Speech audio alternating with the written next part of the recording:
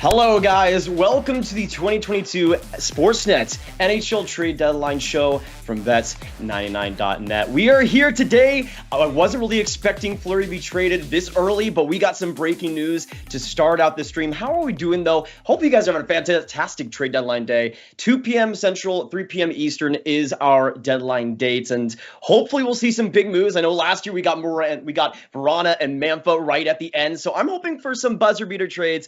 But hope you guys are doing well. Let's get some Flurry hype or whatever you guys want to do. Let me know in the chat as well who you guys think wins the Flurry trade. We just saw that right before we went live. It was Flurry to the Minnesota Wild, straight from Chicago, for a second round conditional pick, which apparently if it's a condition as well, and there we go. We get it all right here. Thank you, producer Nick.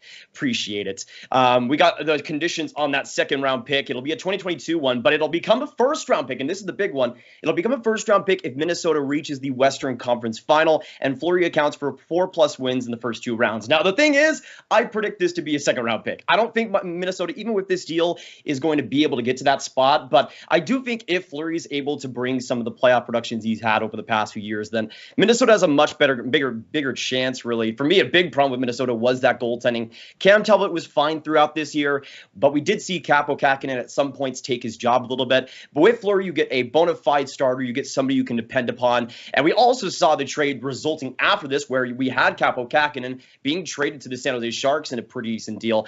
I need to load up that trade, actually, but it was a very interesting one, because I was thinking with the Flurry trade, would we see Minnesota trading somebody else on top of that? And we did see that. It was a pretty interesting one, but you see some of the Flurry highlights here. I mean, he's had a really interesting season with Chicago. I think in Minnesota, he's going to do very well, though. But we got 600 in this chat. Thank you guys so much for dropping by. We're going to be here until the trade deadline ends, and potentially even more for winners and losers throughout the entire trade deadline. So we hope to see you here throughout. We got Glenn, we got Tammy, Isaiah, we got Nolan, Brandon. Appreciate you guys dropping by. This is going to be an amazing one. And again, we're going to be breaking down all the trades as they come with graphics and everything. So even if you're in school or work or something and you can't actually listen to my voice, you're going to be actually able to see the trades as they come in. So that's a big bonus.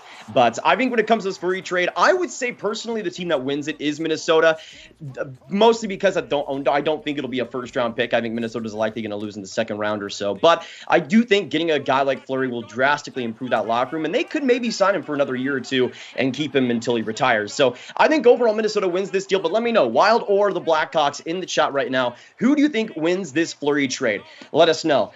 Is Toronto making a deal? Well, we obviously saw the Giordano trade yesterday, but I do think Toronto is in store for another one potentially. As you can see as well, we got some of the top trades so far over the past week on the left. We got Drew to Florida. We got Marc-Andre Fleury now to the Minnesota Wild. Giordano to Toronto, which I think is a great move for the Leafs. You got Brendan Hagel going to the Lightning, and Hampus Lindholm going to the Bruins. Some pretty big trades so far, but we haven't seen most of the big names gone yet. Still a lot of guys like Rickard Rakell, Phil Kessel, Jacob Chychrun, John Klingberg on the board. A lot of interesting assets, and I feel like teams are going to get really desperate by the end of this deadline, honestly.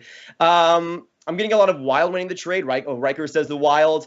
Any idea on if it's Minnesota's second or the second they got from Arizona? I'm pretty sure it's Minnesota's second.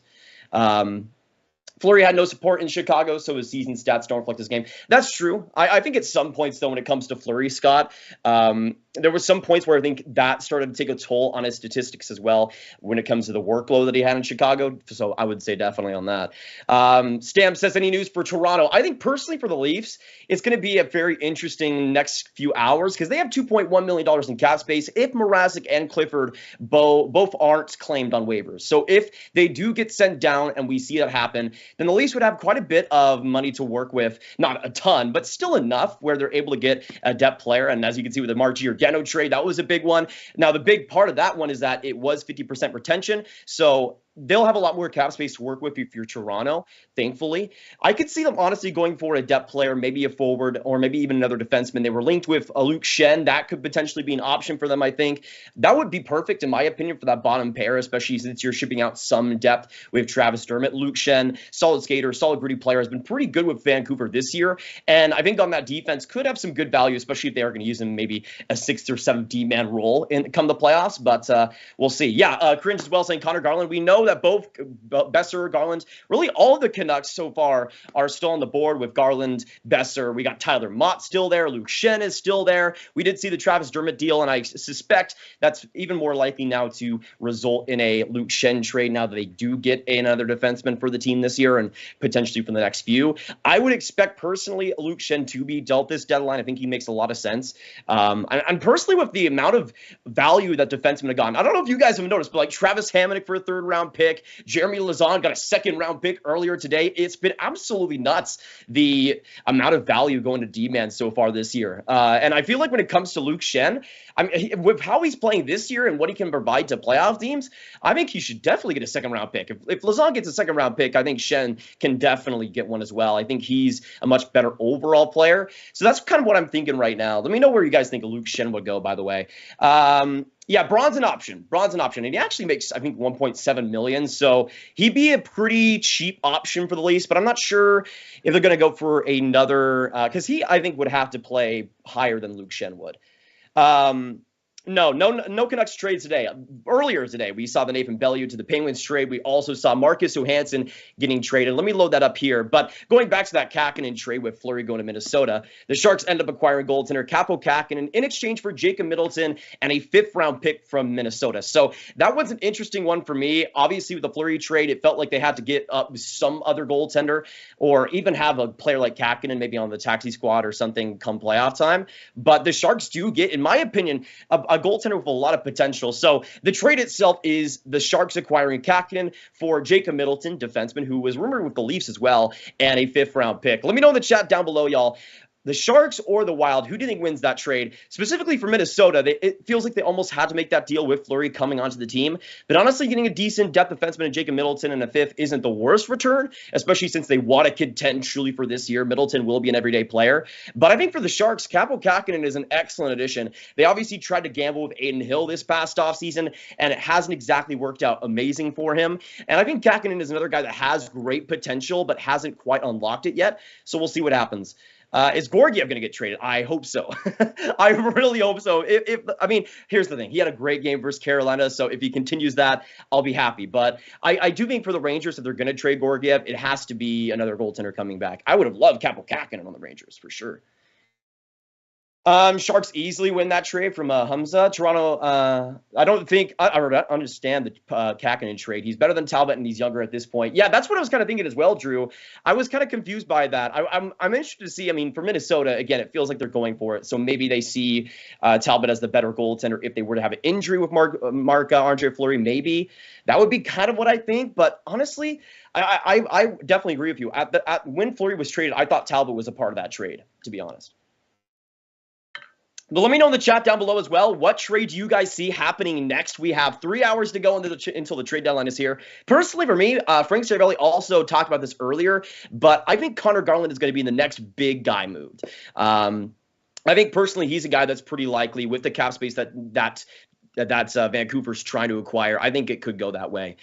By the way, from David Pagnotta, lots of curious eyes in the Canucks forward situation as talk around Tyler Mott, Connor Garland, and Tanner Pearson are ongoing. On Pearson, belief is if he's presented with a deal to a contender, he'd likely waive. So with Pearson, he has that no move clause. That'll be interesting, though. Apparently, Tanner Pearson might be on the move as well. Obviously, I didn't mention him earlier, but that could be another guy that does get dealt too. By the way, vote in the poll if you haven't already. Who wins the Kaapo Kakkonen deal? Ava, what's going on? We got Eliminator coming in here and Hockey Arcade appreciated. I don't think Talbot would have gotten too much. Yeah, but I think getting his cap hit would have been interesting for Chicago. Let me load his cap up right now. So yeah, when it comes to Talbot, he makes 3.6 for this year and next. So that's a guy that I would have traded, especially if you aren't going to use him as the starter. To have that cap for Minnesota is going to be rough, but maybe just Chicago did not want him or nobody wanted him in the NHL. So maybe that's a possibility as well.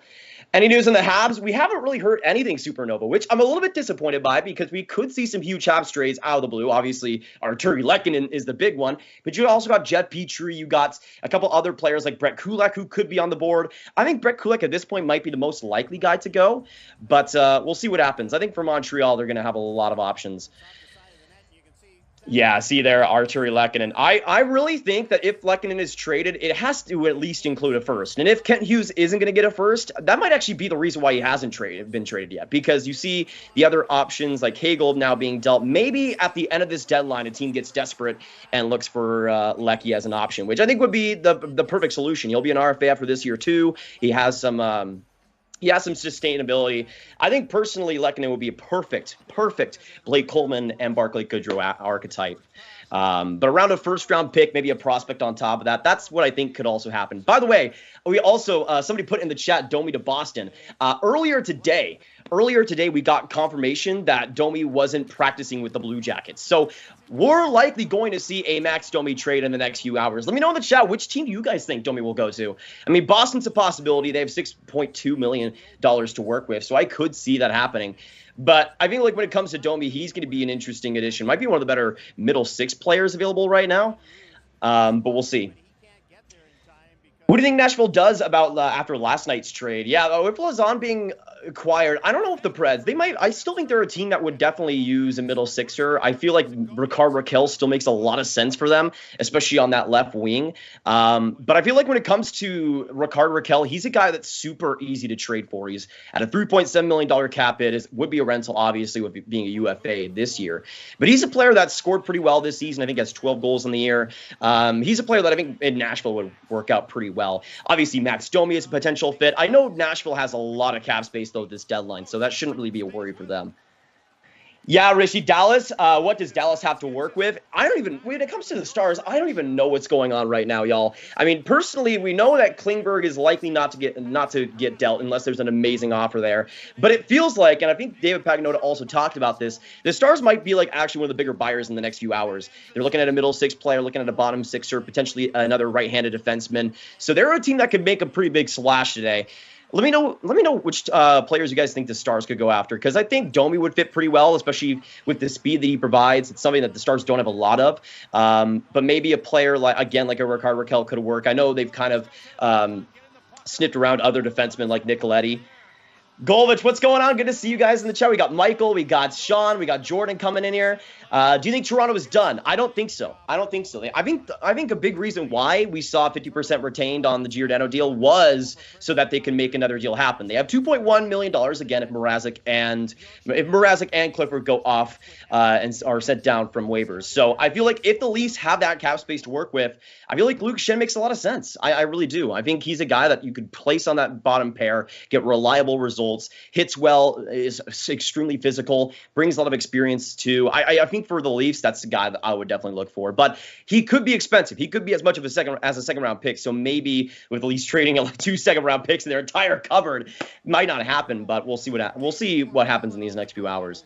Do you think Andrew Kopp is going to get dealt? Definitely, John. Definitely. Actually, I knew some people were saying that, or I know some people were suggesting that Winnipeg was a big buyer now because they were trading for Mason Appleton, but I don't quite see that yet.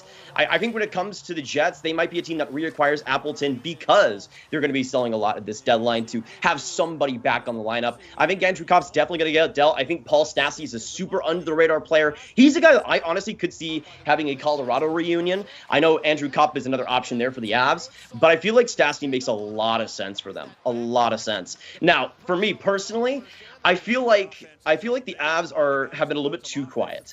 Like I expected them to make a move like Josh Manson, but also make maybe even a couple more depth moves, but we haven't seen that yet, which I'm kind of surprised by. But especially another team that I think has been way too quiet has been the New York Rangers. I have a sneaky feeling, and let me know in the chat if you guys agree, I have a sneaky feeling that the Rangers are going to be a super big buyer in these next few hours. They're either going to do nothing or they're going to be a big buyer. Personally, for me, I with Chris Drury and the moves he's made, he likes to be aggressive. We know that. Obviously, like the Pavel Buchnevich trade and other opportunities like that. I feel like when it comes to the Rangers, they're a team that looks at the other teams and the other acquisitions that the East has made, and I think they want to make a big move. Phil Kessel is the one that I've talked about with the Rangers for a while. He's an option for them. Ricard Raquel would fit extremely well. Probably wouldn't even be that expensive, maybe a second and a good prospect. But I feel like when it comes to the Rangers, they're going to have a lot of options. They really do need to make a move, I think, on that middle six. We already saw them kind of make a move with Frank Petrano, but I think they could go even bigger than that, maybe even add a defenseman. I think there's options for the Rangers. Yeah, Connor Garland to the Rangers. I would love Connor Garland on the Rangers. That would be my perfect Rangers acquisition is Connor Garland. Easily. He can play on that second line right wing. He can be physical. He's locked up long-term at a great cap hit. Fantastic passer, especially alongside Panarin and Strome. I think that'll work out amazingly. So for me, I think when it comes to the Rangers, Connor Garland is my guy. Maybe Besser would also work. I think Rickard Rakell could also be decent. But I think, honestly, if we're looking at a long-term option, which I think the Rangers should be looking at, I think Connor Garland is the guy. Yeah, and you're seeing some of the highlights there of Garland, man. I just love him. I love him so much. He's like Cole. I love my short kings in the NHL. I can't relate to them, but I love my short kings. Cole Caulfield, Connor Garland, just a bunch of other absolute legends. I love him so much. Do you see Bertuzzi getting traded? I think when it comes to Bertuzzi, he's a guy that we've seen has been floated around. I'm not sure if it'll actually happen. It might be more of an offseason trade. But I do think when it comes to Bertuzzi, he's a guy that would get a lot. I would expect, though, for Detroit to trade him, you'd have to get a top 4 defenseman and something else back at least. And again, there was the rumors of potentially Pittsburgh in that situation. It would have to be like John Marino and maybe like at least a second on top of that. That's what I would expect. Larkin and Stahl not skating? Okay, wait. I didn't expect. No. Let's not do this possible. Let's not do this. Larkin, if the Red Wings trade Larkin after his amazing year, I'm gonna be pretty sad. I'm not gonna lie. I'm gonna be pretty sad. We'll see what happens. I think when it comes to Larkin though, he's got to be kept. Yeah, I saw that Sandin injury earlier, Chris. I would expect the Leafs are done goalie-wise, especially with Flurry gone. I don't see them getting anybody else. They already, I was about to say hired. They signed Harry Sateri. Yeah, they just hired a goaltender out of the KHL. Where's Garland going to cost? I feel like when it comes to Garland, I feel like Vancouver might be a little bit desperate to get his cap hit off the book. I would assume probably a first and maybe an okay prospect at most. You might be able to get him for a second and maybe a defenseman, though. All Canadian teams need goalies. I mean, I don't know if the Habs need goaltending right now, since they already decided to be bad this year. But, I mean, I feel like when it comes to Calgary, they're definitely well off. By the way, I got this Calgary jersey this week. It's absolutely amazing. And I got some jerseys in the background. Me and producer Drew were talking about this earlier. Drew and Klingberg. I got Subban. I got Raquel. Every single jersey I have is a player that's going to be traded this year. And I just have the worst luck of all time. I have some other. I have Chara. He could potentially be dealt. I'm having the worst luck. And by the way, yes, that is. That is Baby Yoda right there. That is Baby Yoda. He's chilling.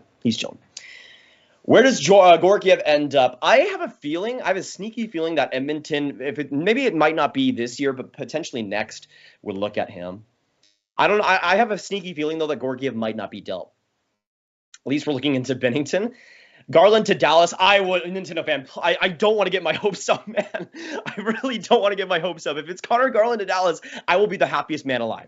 The happiest man alive. By the way, we got 1,500 people in this chat. Appreciate you guys stopping by for the trade deadline extravaganza brought to you by Bet99.net. And if you haven't hit that like button already, it definitely helps the stream get out there to new people. So appreciate you guys coming in. Subscribe if you haven't already. It's going to be a fantastic next few hours. Let me see if there's anything else as well to report on.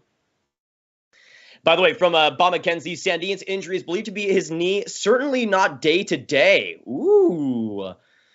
That's all. I didn't say that because it's a good thing. I'm saying ooh because that could mean a potential trade for the Leafs defensively. So from Bob McKenzie, Sandin's injury is believed to be his knee. Certainly not day-to-day. So that means that, again, a Luke Schenn trade is probably a lot more likely now. Favorite color is purple all day. So it needs to be put in more with NHL jerseys, I swear. Oettinger to Canucks, please do not stop. If Oettinger goes to the Canucks, I will die a sad man. I will die a sad man for the rest of my days. It will not be fun. What do you feel about Chychrun? Juan, we actually got an update on Chychrun earlier. Apparently, the asking price is 2 to 3 first-round picks and a prospect on top of it for Chychrun. Let me know in the chat if that's what you guys would you guys pay that price? 3 firsts and a prospect? Because for me, I feel like 3 firsts and a prospect is like, I love Chychrun. I think he's definitely, he was super underrated last year, although he hasn't been as good this season. I feel like he's a player that for that much, I don't think it'll happen. Thoughts on the Nick Paul trade? Yeah, we did see the Nick Paul trade I think at the end of last night after I was done streaming on my channel. He's a guy that I think is going to be real good in that Tampa bottom six. I mean, looking at Tampa's bottom six, you got Colton, you got Paul, you got Maroon, you got Perry, you got Ross Colton, you got Bellemare. There is so much there. It is going to be so hard to play against. And I think that's a great addition by the Bolts, even if it might be a slight overpay. For Tampa. But I think for Ottawa, honestly, for Pierre Dorian to get a fourth and a decent young player like Matthew Joseph, I think Joseph has some potential with the Sens, honestly. But I do think Nick Paul is a pretty underrated one, as you're seeing here. Really loves to go to the net, grind out play, get sneaky goals. He's the guy that Tampa's going to love alongside Brandon Hagel. For a potential cup this year, yes, all day, baby. For me personally, I have Canes versus Avs right now, though that's fluctuating. Florida's in that conversation. Minnesota, St. Louis are in that conversation right now. Is Calgary done? I don't think so. I think we heard earlier that they might be looking at another forward, but they're not going to make a huge move again. Grav, do you think the Islanders do anything? Us Islanders fans have given up on loose selling anyone. Yeah, it was reported a week ago that Varlamov could be a guy dealt, but at this point, I feel like the only one that'll actually get moved is Cal Clutterbuck. But he also is kind of in a no man's land territory trade-wise. He could be a guy dealt, but it feels kind of, from what I've seen at least, less likely that it happens now. But apparently the asking price for him was like a second-round pick, so that just shows you how much of a seller's market this is right now. Yeah, let us know in the chat, what are your Stanley Cup predictions right now? Obviously, Florida, I mean, almost the entire Atlantic Division is stacking up right now, so maybe one of those teams in the Stanley Cup final. Let me know who you guys see coming out of the West as well. I mean, the funny thing for the Avs, and producer Drew will love this, absolutely. The funny thing about the Avs is they can just make a trade for Josh Manson and that be it, and probably still win the cup. Like, they don't even need to do anything, and they could still be automatic, not automatic, but Stanley Cup favorites, let's say. Personally, for me, for the Avs, I feel like Brandon Hagel would have set them apart. Like, that would have done everything for them. But still, I think it's going to be a really interesting trade deadline for them. And again, I'm still thinking the Rangers. The Wild were another team that I thought was sneakily kind of quiet throughout the last week. Now the Rangers are the biggest one, in my opinion, that I think is going to show something here. Is Kravtsov going to get traded? At this point, I don't know. It doesn't feel like it's going to happen. If it does happen, though, it'll likely be an offseason deal. Christopher, Dallas will win the cup. I like how you think, King. I like how you think. What will Samsonov be worth for the deadline? Ooh, probably a second. Probably a good second. Maybe second in a prospect. I feel like a lot of teams still value him as a potential starter in the future, even though he hasn't shown great things with the Caps this year. What about Jeff Petrie? I feel like Jeff Petrie could definitely get a first in a prospect. I feel like with his term being signed for the next 3, I believe, or 3 or 4, he's a guy that I could see getting a lot because of the term. I mean, we saw Hagel getting traded a lot, or having a lot of interest because of his term on the contract. So we'll see what happens. I think when it comes to Petrie, though, oh, yeah. Great play there. Great play there. When it comes to Petrie, I think in terms of teams that could actually get him, I mean, at Boston, I think would have the cap space. I know Montreal and Boston never want to do business, but I think on paper it would make a lot of sense. If Montreal doesn't want to do that trade, though, of the Bruins, I could see another team in the mix for Petrie. I mean, if the Panthers are serious about using Ekblad's LTIR space, maybe they do go after Petrie somehow. But I think Petrie would have a lot of suitors with how good he was in the playoffs last year, how consistent he can be. Even though before Marty St. Louis really took over, he was horrible this year for the Habs. I still think there's a lot of value for teams looking at him. Cam Cuddles, yes, sir. Tampa versus Avs. Yeah, that's pretty realistic, I think. What do you think, John? What do you think, Grav would trade for Cole Caulfield?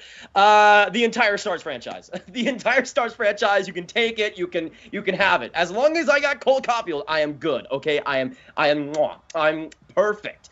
As long as I got Cole, I am good. I mean, the goals will come no matter what with Cole. So, though I'm now thinking about it, he would be horrible with Rick Bowness. He would be so bad with Rick Bowness. Oh, I'm so sad because on paper, yes, it would be so cool, but I feel like we'd ruin him. I feel like the Stars would ruin him. Not gonna lie. Not gonna lie. Will the Pens make a trade? I hope so. I hope so. Again, I feel like again we talked about him a lot in this live stream so far, but I think Connor Garland fits them perfectly on that top 6, especially for that power play. Nick Leddy's an interesting one, Justin. I'm not the biggest fan of Nick Leddy, especially since he's a guy that apparently, and Andy Strickland said this yesterday, and I was really confused by it. But Andy Strickland said yesterday that there's a potential for a team that trades for him to sign him to like a 3 or 4 year deal, which for me makes no sense. The guy's 34. He's definitely declining over these past few seasons. Still a great skater, still a good passer, but defensively, I really don't think Leddy's going to be this all-star for any contending team. I could see, though, a team like St. Louis, with how little moves they made, wanting to make a splash and going after him. But I think he might be an overpaid too. Like, I think the Red Wings would ask for like a second or something. But let me just make sure there's nothing else for you guys. Just to make sure there's no other trades. Again, Sandin is not day-to-day. It could be week-to-week, so that could change the plans for the Leafs. Let me know if the Leafs do trade for a defenseman, who will it be? Will it be Justin Braun? Will it be Carson Soucy? Will it be, of course, who you were talking about earlier in Luke Schenn? There's a lot of options out there.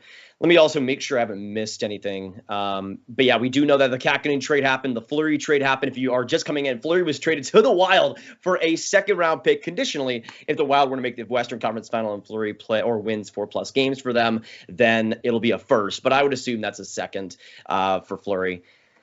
But yeah, those are the details on the Flurry trade. I think personally, I looking at it now and thinking about it more, even though I still think Flurry hasn't been amazing this year. In Minnesota, with their much better defense than Chicago, I could see Flurry being heavily rejuvenated and really playing well in mini. But we'll see what happens. Believe in Stevie Y. I believe in Stevie Y every single day, Justin. I pray to him every single day. I have a statue right alongside my room. It's right there. Yeah, we got that. Don't worry.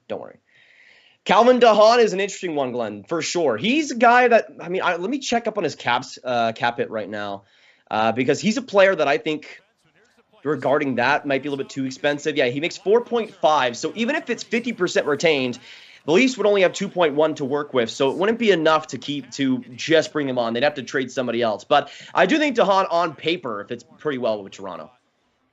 What moves do you think GM David Poile will make today? I think if the Preds are going to make any move right now, it's going to be for a middle six player. To me, I feel like that makes the most sense. Rickard Rakell is still the guy I think that would fit pretty perfectly. I think they can add some more offense there. But Arturi Lehkonen, I would really like to see with the Preds. That's another option for them. Some really interesting ones, I think. Any info on John Gibson? Actually, we did hear something earlier from David Pagnotta, Cameron, that said that if the Ducks get an amazing offer, that they're willing to trade John Gibson at this deadline, which, again, if they get an amazing offer, we'll see what that actually is. But John Gibson could potentially get dealt if somebody's desperate enough for goaltending. Let me know in the chat, though, what would you give up for John Gibson if you could? Like, what would you think a realistic trade would be? Because the Stars don't really need him. I think one team that kind of makes sense, though, for Gibson long-term might be Edmonton. But again, there would have to be some big finagling going on there. Likely Koskinen and Smith going the other way. You could at least see a first-round pick, maybe a top prospect. It would take a lot for Gibson to get dealt. Mike Hoffman's a pretty realistic one. He actually might be one of the few Habs actually traded today. I think he could get around a late second, perhaps. I don't think he's going to get much more than that, though. Gibson to the Leafs? That would be interesting, Ed. I mean, he would solve some long-term issues, I think. Yes, as producer Drew was saying in the chat. Don't forget to smash that like button, everyone. Absolutely agreed. We're at 267 right now, so let's get to 300. And again, you guys know, once the trade goes down and once these moves happen, we will have them right for you on the graphics here, so do not worry. This is the place to be for all the updates on the trade deadline. We're going to be here for the next 2.5 hours, and already the first 30 minutes have flown by. Is Francis done taking away half the team? I don't think so. He won't be done until the entire expansion draft is just completely irrelevant. Possibly a second pick or a first and another goalie for Anaheim. I think it would take more than that. I think it would be a first rounder and a top prospect, I think, for Gibson. Can the Blues do anything realistically today to fix their defensive woes? I think, honestly, their defense can definitely be upgraded. I think one guy that does make a lot of sense for them is Justin Braun, but I don't know if they're going to pay the price. Like, that's the thing. I feel like if St. Louis was going to make a bigger move, I feel like they probably would have already done it. Justin Braun's an interesting one. I've liked him a lot this year, and he's already got a lot of praise, but his defensive game has taken a step above. You think with Philadelphia this year, especially, that Braun wouldn't be as good as advertised, but he's actually having one of the better better years of his career so far, especially defensively. Blocking passes has been a big part of his game. He's a player that I think, honestly, for the Blues would probably have to cost at least a second, maybe more, with what he brings to the table, especially what Ben Sherratt got as well. Maybe that's why St. Louis hasn't pulled the trigger yet, but I could see them doing that. All right, let's see anything else that's going on. Oh, from Frank Saravelli, the Oilers are acquiring Brett Kulak from the Montreal Canadiens. Frank Saravelli breaking it a few seconds ago. The Oilers are getting Kulak. We talked about that a lot over the past week, about Kulak potentially going to Edmonton, and we do get that now. That's a big one.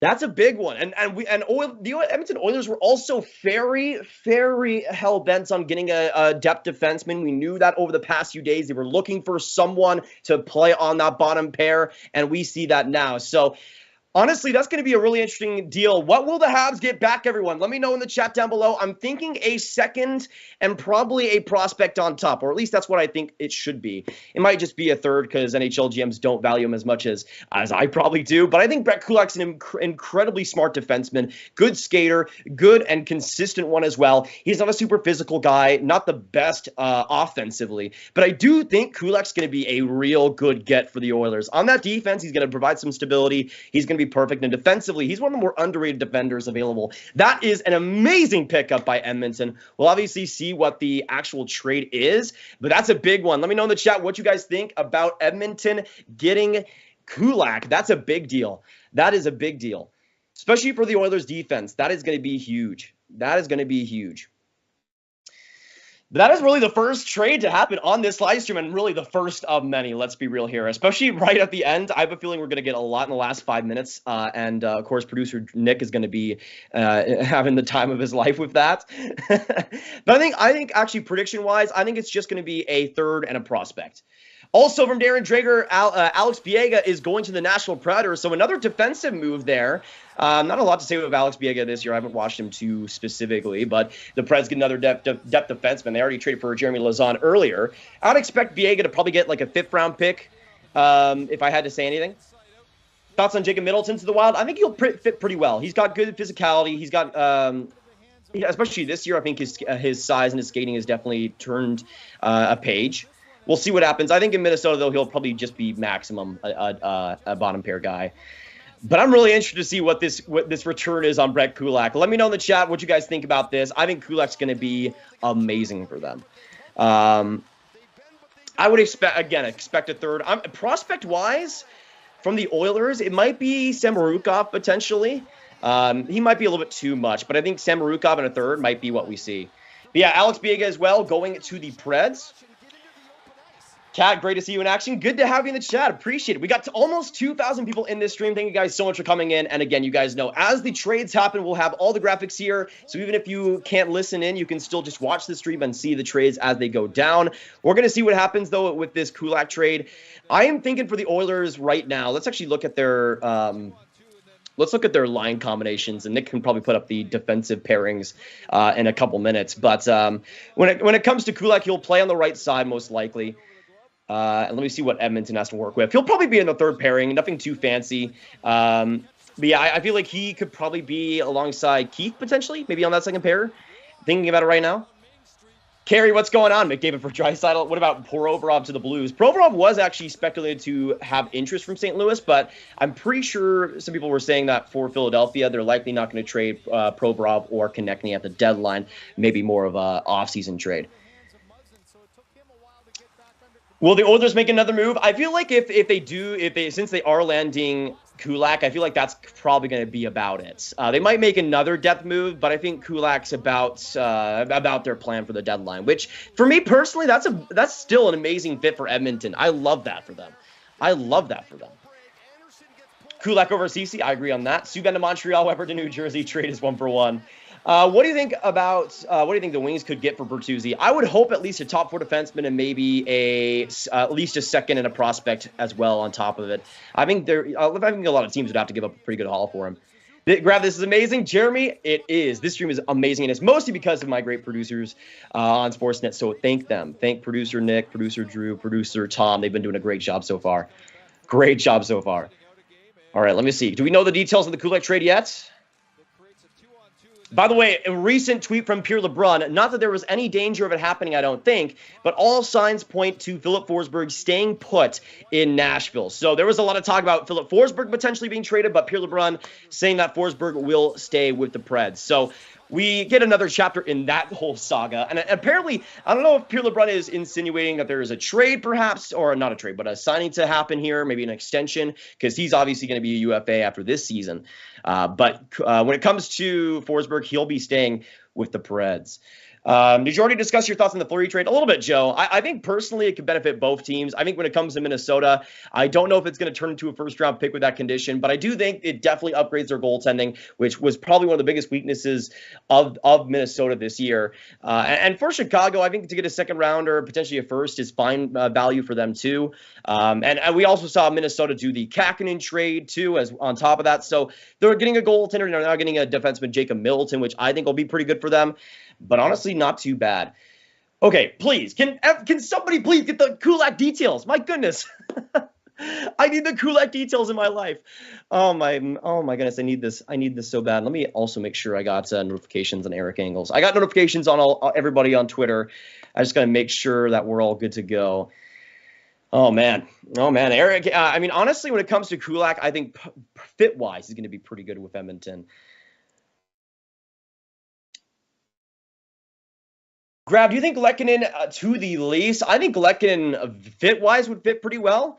But I also think when it comes to the Leafs end of things, I don't know if they're going to be able to pay the price that Lehkonen would command. I think especially if it's a Habs and Leafs trade, if the Habs are going to trade for the Leafs, they got to make sure they get a lot back. I mean, we can all go back to the Plekanec deal where Toronto traded a whole second just for Plekanec to not really do anything for them. So I think that's a great example of what it would take for a trade for Montreal, especially a big one like Lehkonen to happen. But I do think if it's Toronto, it would have to be a first and a prospect. Like, to me, it would definitely be more than what other teams would have to give up.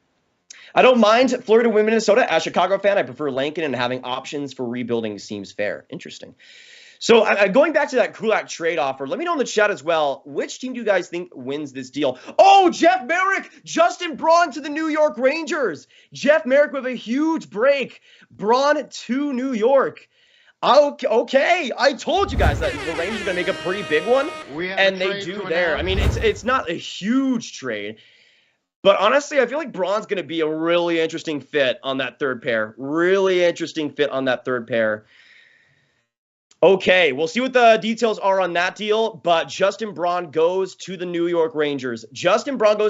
I like that fit, though. I really like that fit. So two defensemen traded just like that. We're obviously still waiting on the Kulak deal, but Justin Braun going to the Rangers, I think that's a good fit. On that bottom pairing, I think he'll be perfect.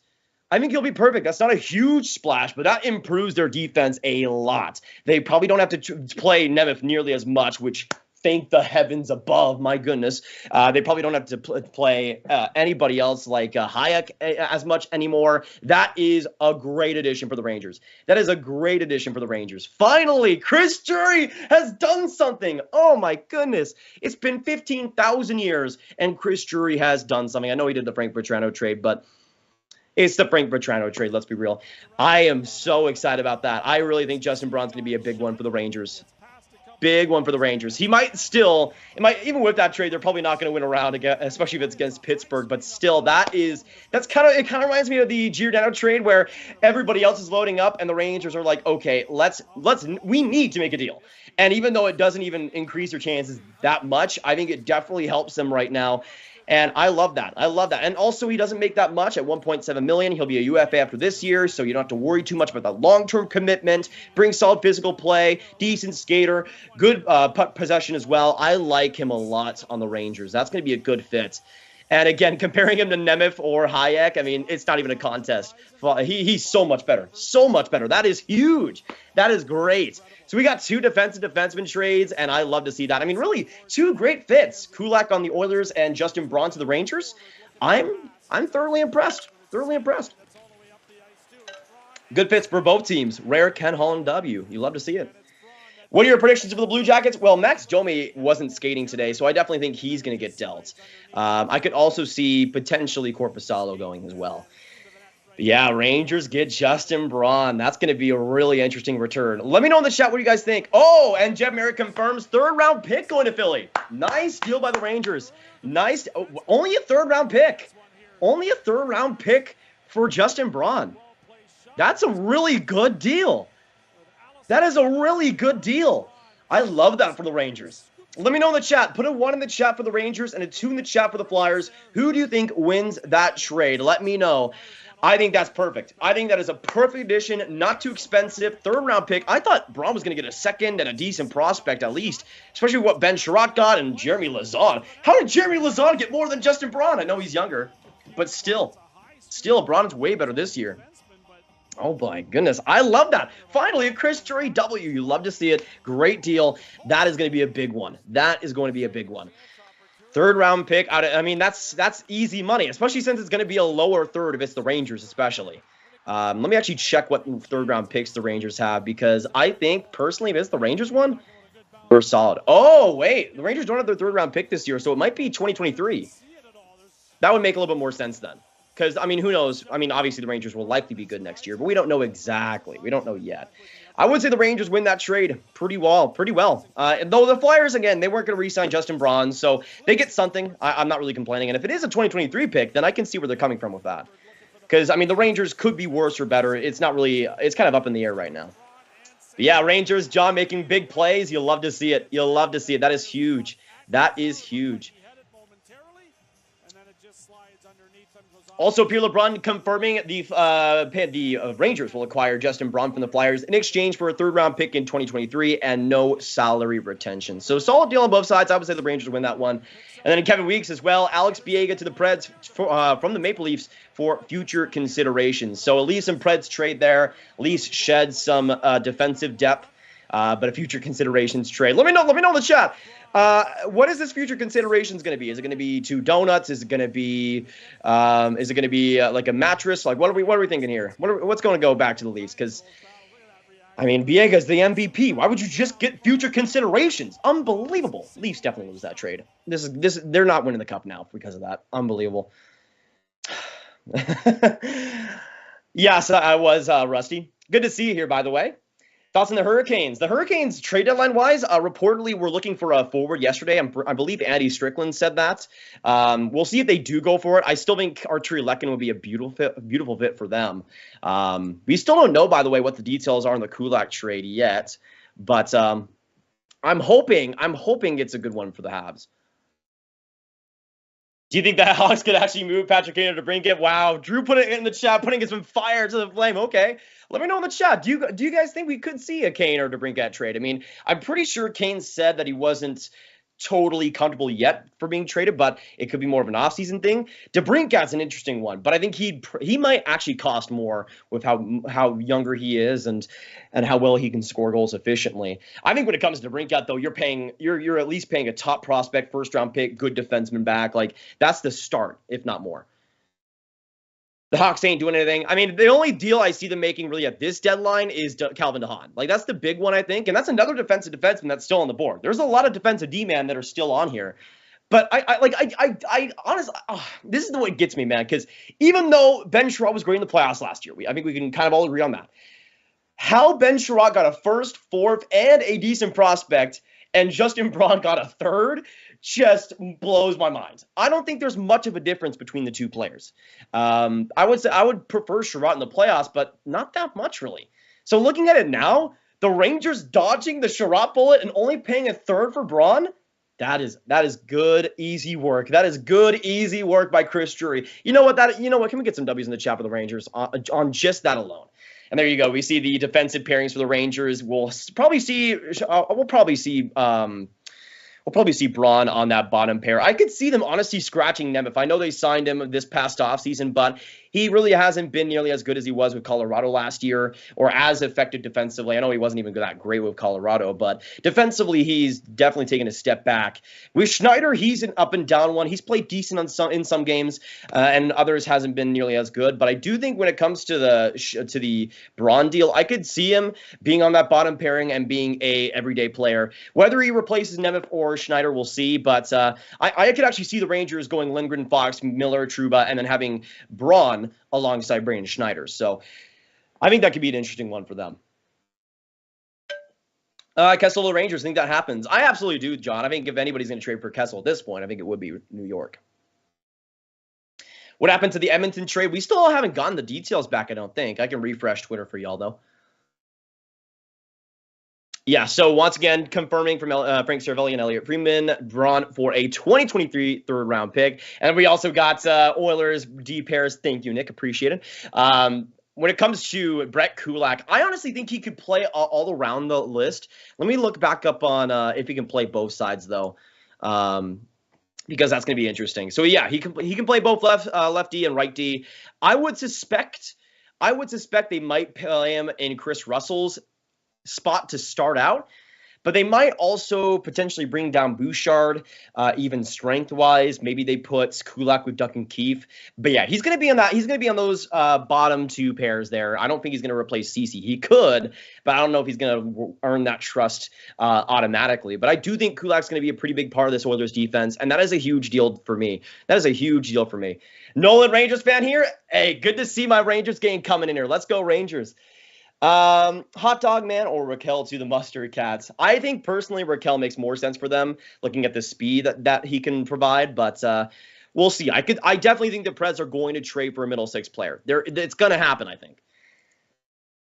Yeah, that's true, Hudson. Running 7D, I could see that as well. Islanders fan here. Good to see you, Ashton. Actually, let me know in the chat down below, everybody. Who is your favorite NHL team that you guys are cheering for, especially at this deadline? What deals do you want to see made? Get some hype for your team in the chat down below. Go Stars. I know I'm wearing a Flames jersey, but I'm hoping for some big things today.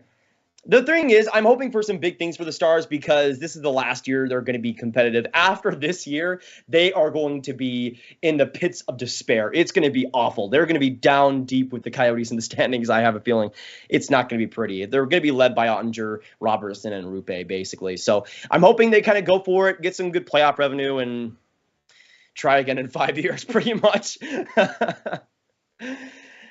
Oh, we got some big ones. Matthew says Stars, Tay with the Blues. David says go Cats. We got Lachlan. When will Senpai notice me? Never. Sorry, Lachlan. Carter says go Leafs, go. Nicholas, did Cervelli confirm Kulak for a second rounder? I haven't seen that yet. No, I haven't seen that yet. I don't think we know the return on Kulak yet. Alexander says Pittsburgh. We got Brent's Hockey Network saying the Canes, Parker with the Rangers, Chris with the Leafs. Jean saying let's go Sharks. Leafs fan here. Did Char go to the Leafs? Not yet. Not yet. Though that could be another move they make. Lekanen for a first and Kravtsov. I could see that, David. I could see that. That's not bad. I think that could definitely work, especially for the Habs that they want to get another winger back. I would trade Robertson a first and a second for Liljegren. I would not do that if I was the Stars. Sally, I'm a Flyers fan. CW, I'm so sorry. You know what? Can we get some rest in pieces for CW pucks? As a Flyers fan, I really appreciate you still being a hockey fan. Honestly, at this point, I'm actually wearing a Flyers hat right now. So there you go. There you go. Who traded to the Oilers? Brett Kulak has been traded to Edmonton. I have Eric Engels on notification, so if he tweets anything, I'll be there as well. Also, Eric Engels did have a tweet here. A bit complicated, but Edmonton's second rounder this year is tied up in the Duncan Keefe trade. If he plays top 4 minutes through 3 rounds, it goes to Chicago. They do have a 2023 second rounder. We'll see. That was the price Montreal was looking for here. Ooh, interesting. So maybe the Oilers 2023 second rounder is on the table here in the Kulak deal. Honestly, if the Habs get a second a year in the 2023 draft for Kulak, I'm pretty content with trading him away. I'm pretty content with that. I think like Kulak would be a guy I would still like to have on the team, but for a second round pick a year ahead of time in a great 2023 draft, you'll take that, I think. Yeah, what do you guys think, guys? Columbus will get it in return for Max Domi. I'm thinking a second and a good prospect. I feel like Columbus wants to get picks as well as prospects in the pool, so I'm thinking, like, let's say it's the Bruins trading for him. I would say Max Domi for a second and probably a player like maybe not as good of a guy as Jack Stanika, but maybe potentially a player like it's definitely not going to be a Fabian Lysell. He's off the table, I think, in a trade like that. Maybe it actually is Jack Stanika, because I know they already traded Vakanainen in the Lindholm trade, but still. The one, Matt, I'm an Islanders fan. Also, rest in peace to you. Matt. Appreciate you guys being here, and it's great to see a bunch of fan bases being represented today. It's a trade deadline, baby. We got 2 hours to go, I think. Yeah, 2 hours to go until the trade deadline is here. Actually, two hours and 10 minutes. So can we get some 2 hours hype in the chat? Get some hype going for the trade deadline. It is almost over. And we've already seen some decent trades so far in this live stream. Most of the defensive defensemen are going off the board, which I think could give even more value to guys like DeHaan in the next little bit. But some big teams making some big moves. What about Raquel? Haven't heard much on him, but he's definitely likely to be dealt. Best fit for Bertuzzi, New York Rangers. I think Bertuzzi would be perfect, but I feel like, honestly, I could see my Stars trading for him. I could also see the Preds maybe looking into him too. It has to be a team, though, that's willing to give up a first-round pick, give up a top prospect and a good defensive player or a good defenseman. I feel like that's where the conversation starts, and that's a lot. That is a lot. Grav, do you see the Canes getting Copp? Maybe, David. I feel like they might go for more of a winger. Because of how stacked their center group is. I know Copp can play on the left wing, but I could see Arturi Lehkonen being the guy they go for, potentially. Agent, Devils fan, thoughts about New Jersey, Vancouver rumors? Yeah, about a Garland or Besser trade. I'm sure you're thinking about. I feel like if that trade were to happen, we would have probably seen it already. I feel like New Jersey's been looking at those two for a long time, and maybe they go after Besser in the offseason if Vancouver does have trouble re-signing him. Mr. Fuzzy Wuzzy, will Besser be moved? I have a sneaky feeling that it'll be Garland, Luke Shen, and Mott being traded today by the Canucks, and no Besser. I have a feeling that they're going to keep Besser for the long haul, or at least until the offseason to potentially trade him there. But I have a feeling that Mott's going to be gone. I feel like Shen's going to be gone pretty soon. I think this is great news for the Canucks that guys like Brett Kulak are getting dealt. Oh, a little bit of a trade from David Pagnotta. The Kings acquiring defensive prospect Frederick Allard from the Predators for Braden Burke. I have no idea who. Oh, wasn't Braden Burke on the Coyotes a couple years ago? I do know Frederick Allard, though. He's been on the Preds system for a while in the AHL. I know he's 24 years old as a D-man. Probably depth for the Kings, just like the Troy Stecher deal was. So he could maybe play a few games for them down the stretch, but a tiny little depth deal there by the Kings and Preds from David Pagnotta. So we'll see what happens next. A lot of D-men, though, being traded recently. A lot of D-men. What's the latest on Kessel? The latest on Kessel right now is that he's just likely to be dealt. I don't know if we've seen a lot of actual rumors, though, specifically. But there you go. Justin Braun to the New York Rangers, officially being traded to the Philadelphia Flyers, or to the Rangers, sorry. And the Flyers will instead get a 2023 third-rounder in exchange. That, to me, that's a solid deal for both sides. I would say the Rangers probably win that one, but even though I'd assume they could have got, the thing is, I assume they could have gotten more, but I don't think GMs are getting less because they want to, especially if they're trading in the division. So maybe this was the most that the Flyers could have gotten. We'll obviously see how that affects things, but decent trade for both sides. I like for Philadelphia that it's a 2023 pick instead of 2022. But for the Rangers, you put them on that bottom pair, bring some physicality, bring some solid defensive play. I like that. I like that for the Rangers. We right now got 396 likes, everyone. We are 4 likes away from 400, so make sure you get that done and hit that like button if you're enjoying the coverage so far today. A lot of great people behind the scenes right now making this stream look absolutely amazing, so appreciate you guys coming in. Subscribe if you guys are new to the Sportsnet YouTube channel for more great content like this. Make sure you stick around because, again, we'll get a lot of trades in these next couple of hours. We only got 2 hours to go until the trade deadline, so it's really the marathon now, right to the very end. It's going to be good. But yeah, Alex Biaga traded to the Preds from the Leafs. We also have the Frederick Allard trade, the Justin Braun trade, and the Brett Kulak trade. So, again, Eric Engels was suggesting that it might be a second-round pick in 2023 from the Oilers to Montreal. So let me know in the chat. If it is a second-round pick in 2023 for Brett Kulak, which team do you think wins that deal? Montreal or Edmonton? Let me know. Because if it is going to be a second round pick in 2023, I feel like for me, both teams win that deal. I feel like Kulak's a great fit for the Oilers, who can need some more stability and some great hockey IQ on that defense. And for the Habs, to get a second round pick in a great draft for a player that they likely weren't going to re-sign. By the way, I still love that highlight reel goal against the Senators. Oh my goodness gracious me. Look at this man. He's so good. I love him. Oh my goodness. But I think for the Habs getting a second-round pick and a good draft, that's what they should be doing. And they're maximizing their assets, which I think for Kent Hughes is exactly what should happen. Opinion on the Drew trade. I'm just sad that Philadelphia couldn't get more for their longtime captain. It's a great deal for the Panthers, but it's sad to see Drew not getting that much compared to other players. Yeah, actually, put a 1 in the chat if you think Montreal wins this trade, a 2 in the chat if you think Edmonton wins this trade, and a 3 if you think it's an even, fair trade for both sides. Let me know. Because for me, I'd probably say a 3. Austin, what's going on? We got 2,600 amazing people in this stream. Thank you guys so much for dropping by. And again, more moves will be coming. Trust me right now when I say that Connor McDavid is being traded to the Red Wings. Never mind. Oh, from David Pagnota, a big break here. David Pagnota, the fourth period, saying the Ducks continue to work phones on Rickard Rakell, with Rangers being among the teams still believed to be interested. So we could see a Rickard Rakell trade happening pretty soon. And potentially in the next few minutes, we'll see. But Rickard Rakell was a guy that we knew was going to get dealt. The Rangers, though, among the teams interested. Let me know in the chat. The Rangers, another team. Which team do you guys see actually getting it done here for Rickard Rakell? Let me know your thoughts. I think personally, the Rangers, we talked about making a great fit. The Preds have been super active today. Maybe they make another trade for Rickard Rakell. I think there's going to be a lot of options. How about the Devils?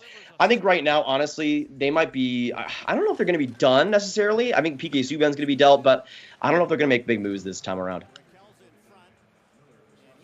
Mr. Audini, with the Wings, we right now know that Nick Leddy is likely to get dealt. That's pretty much it, though. Maybe Thomas Greiss, but Nick Leddy is the big one. By the way, from Chris Johnson, a big update on Rasmus Sandin, which again fuels the fire to potentially Luke Schenn or Calvin DeHaan to the Leafs. He says this: word is Rasmus Sandin is out weeks, not days. So it wouldn't be a surprise to see the Leafs add him to LTIR. Bob McKenzie had more on that and the possibility in this thread. So there you go. Sandin is out for weeks, not days. That's a big one there. He could be a player that, honestly, if he goes in LTIR, I think the Leafs could make an even bigger move. Looking at it right now, I would not be surprised if Luke Schenn is their replacement, obviously. I think Calvin DeHaan would be another great candidate. Let me know. With Sandin being out for potentially weeks now, what do you see the Leafs doing? Do you see them trading for another defenseman? Who do you think that'll be? Let me know your thoughts. Thoughts on the Nucks? So far, Coastline, I think they've done great in the deadline. If we look at the trades they made so far, they basically traded Hamonic for Travis Dermott, which I think is perfect. They get some pretty big cap hits off the books. I think 1.3 when they add Dermott into it. But they get some big cap off the books. Trading Hamonic, I think, is the right decision for them. And you get a young defenseman who's cost-controlled, who will be an RFA after his 2-year deal here. So I think for Vancouver to go through all that and get Travis Dermott, I think is pretty excellent. Jets update right now, as we know it, it's pre-confirmed that Kopp will likely be dealt. We don't know about Stastny. We don't know about Brendan Dillon yet, but I do suspect we could see those guys dealt as well. Juan Jose, what's going on, brother? Good to see you. I think Chara gets traded. That was a possibility that was floated recently. I could see it.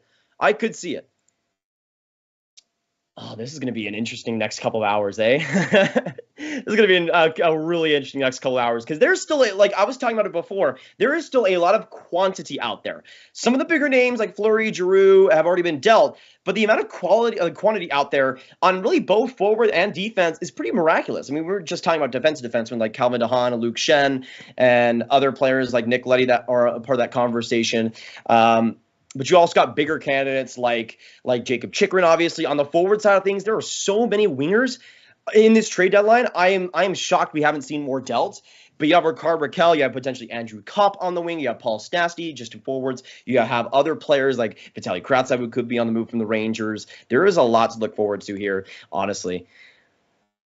How do you feel about Lindholm to the Bruins? I think, honestly, it's a pretty interesting deal. I know that a lot of people were giving the Bruins flack for that extension, but really the Bruins are buying those first 3 years of the extension, trying to stay competitive there. And as you see with the Hampus Lindholm trade, I think personally it was an overpayment, but it kind of gives me Brandon Hagel vibes where even though it is an overpayment, it's an overpayment that for this Bruins team they definitely needed to make to stay competitive in this Atlantic. They're probably not going to be this juggernaut they might only be this good for a couple more years, and I feel like making this trade was still worth it for them. It is tense, man. I'm on pins and needles. Exactly, Kat. I am freaking out right now. It is all over the place. I don't know what to think. I mean, Rickard Rakell going to the Rangers alone could be another interesting one. Let me see as well. Let me make sure I got some of the Rangers analysts on notifications just to make sure I don't miss anything. Just to make sure I don't miss anything. Because if it does happen where it is the Rangers, I would be ecstatic. I would be ecstatic. Best trade yet of the deadline or today? Because I would say today it's definitely the Brett Kulak exchange. But I would say overall, Claude Giroux is definitely the biggest one. I mean, we got the top trades right here on the side. Giroux to Florida, Minnesota to Minnesota. Minnesota to Minnesota. Flurry to Minnesota. Sorry. Mark Giordano to Toronto. We got Brandon Hagel to the Lightning and Hampus Lindholm to the Bruins. I mean, I could see there being a trade today. And you guys, if you guys remember back to last year, I remember last year's deadline, there were almost zero trades. And then in the last 30 minutes, especially as the deadline came to a close, we saw so many trades happen right at the very end. So I'm not concerned whatsoever. I could see a big trade happening at the end. We saw Mantha and Verona last year right at the buzzer. So I have a feeling that these GMs are cooking up something special this time around. So make sure you guys stick in this live stream. We got 2,700 people here. So make sure you stick around. It's going to be amazing. We are here for 2 hours. Get some questions down below if you want to. And let me know what trade you guys think happens next. Okay, so nothing yet on the Kulak return, but again, still speculation about a second-round pick in 2023 being what happens there. But again, I have a feeling that Kulak could be on the top four if he needs to be. He can play all different pairings, I think. He could be in that top pairing and still survive, and I think that's really good versatility for the Oilers to have. Kulak returns second and Petrov. I think that would be amazing for the Habs, Kulak. If they can get Petrov as well in this deal, that's easy work. Easy work. Monahan for DeBrusk rumors. What do you think, Grav? Jordan, are you seeing that right now? Tag me on Twitter and I'll try to see if that's actually a thing. I mean, if that does happen, that would be an interesting one. Personally, for me, I like DeBrusk, and even though Monahan hasn't been good really over these past couple of years, I still think he has more potential than DeBrusk. It will definitely have to see what else is a part of that trade, though, if it does happen. What was the trade for Kulak? Right now, Epic Man, we know that Kulak is going to Edmonton. We don't know quite yet the return, but again, we speculate that it could be a second-round pick in 2023. Larry, what's going on? And Kirill coming up. Which hat are you rocking today, my guy? I'm rocking Philadelphia. But I will say, even though I'm wearing this Flames jersey, let me know in the chat. I mean, we might get a poll going, Drew. Which jersey should I wear next? Let me know, because the only jerseys I don't have right now are the Leafs, the Blackhawks, and the Canes. So any other team besides that, I can wear for you guys if you want to. We could also maybe change jerseys for different trades, but yeah, that's also a possibility. We might get a poll going. Who knows? By the way, 3 stars the week in the NHL. Roman Josi, first star. Norris, Roman Josi. No, I mean, he definitely should get a lot more respect. I went on a little bit of a rant, though, this past week about Kel McCarr getting all this Norris and hype while Roman Josi isn't getting as much. But the 3 stars are Roman Josi, first star, Kyle Connor, second star, and Lawson Krause, third star, bumping up that trade value, eh? All right. Where the Nucks? Ooh. My man, Grav on Sportsnet, Grav Hype. Thank you so much, Nates, for coming in here. Appreciate it. Thoughts on the Tyler Bertuzzi situation? It's pretty rough. I feel like it might be a trade that happens in the deadline, happens this offseason, if I had to actually say something specifically. But yeah, I don't know. I feel like when it comes to Tyler Bertuzzi, I'm not sure if it's going to be a deadline deal if it does happen. Callie saying, Kale, I love Kale. No, you do not. You have been lied to. You've been lied to. Oh, yeah, Dobson's also been really good over the past couple weeks. That's true, Mike. Can't go to San Jose. No, stop this. Stop this, Jay Grace. It's not happening. It's not happening. Never will happen. Never will happen. That's the best player in the entire NHL. Can't happen. You need to get a Leafs jersey with Matthews' name. Yeah, that's true. I got a Leafs jersey. It's on the way. For some reason, it hasn't even been delivered yet, even though I bought it a week ago, man. But yeah, if I do put a name on that, it'll definitely be Matthews. Yeah, so there you go. Vote in the poll right now in the chat. Dallas, Colorado, Flyers, or Ducks. Drew, did you really sneak in Colorado on that? Did you really sneak in Colorado like we wouldn't notice, man? Let us know in that poll right now. Which jersey should I wear? Who's your Calder front runner? Easy Maurice Sider. Easy Maurice Sider. Though I'd probably have Zegras and Bunting as the other two in the top 3. Let me know who you guys think should win the Calder. Should it be Bunting? Should it be Moritz Seider? I think when it comes to Moritz Seider, just when he's with him being 20 years old, already being one of the better defensemen and really carrying that Red Wings defense, to me, those are all pretty big factors. Anything happened in Carolina? Not yet, but again, we do know that they're looking for forwards. They're looking for forwards. We don't know who they could actually go after. I think, again, Arturi Lehkonen is a big one. I still hope for the Canes that they go for something, at least. I feel like if they add to that bottom six especially, then they're set. They're absolutely set. I think Lehkonen would be perfect on that third line. But I could also see them going for maybe smaller options too. Like, I wouldn't be surprised if they go for like a Tyler Mott, potentially. I think that would work out pretty well. Wear the Panthers jersey, Grav? No, 108. Stop. Everybody's saying Florida. I know I have this Florida jersey right here. But look at this. Okay? This is not going to fit me. This is not going to fit me. Okay, I could try and I could totally ruin this jersey, but this is not going to fit me. This is not just a small men's. This is a small. Look at this. Look at this. This is a small youth. This is a small medium youth. This could fit a baby basically. This could fit a baby. If I try to put this on, there's no more Panthers jersey. Like, it's just not going to survive. So probably not on that one. Probably not on that one. Oh man. I just imagine myself trying to put that on and ripping it like Superman.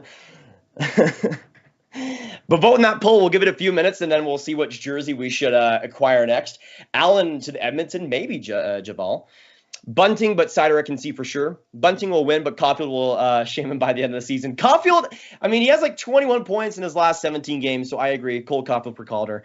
I mean, hey, let's be honest. If Cole Caulfield started the season with Marty St. Louis, we would not be having a conversation right now. Okay, Cole Caulfield would have 100 points on the entire season, and we'd be good.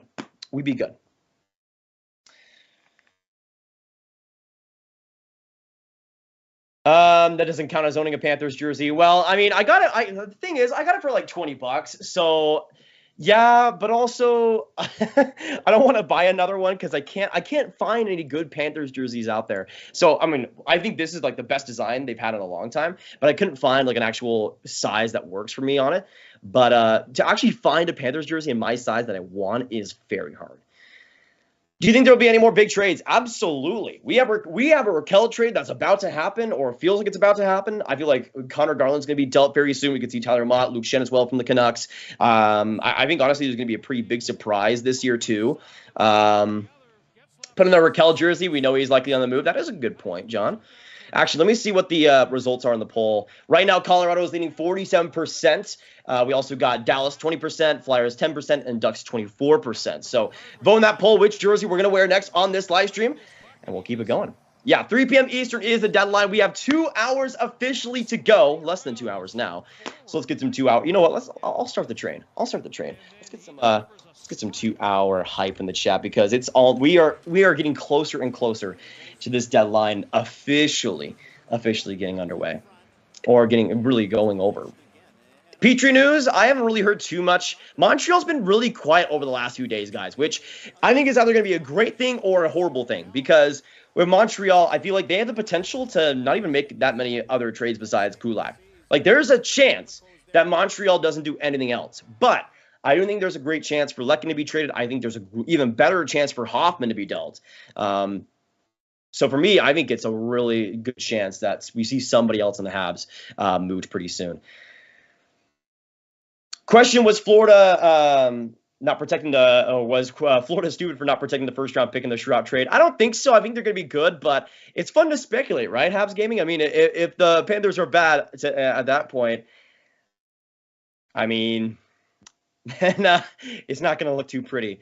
Caulfield's goal rate since St. Louis' start is equivalent to 60 goals in the full season. Exactly what I'm talking about, Loki. Cole Caulfield is arrived. He has arrived. He is here, and he is here to destroy your favorite goaltender. It's just how it happens right now. Any Brock Besser news? Not recently, though we have heard that Luke Schenn, Tyler Mott are pretty likely to get dealt from the Canucks. And again, Besser and Garland are in the mix right now. Nothing for sure, though, yet.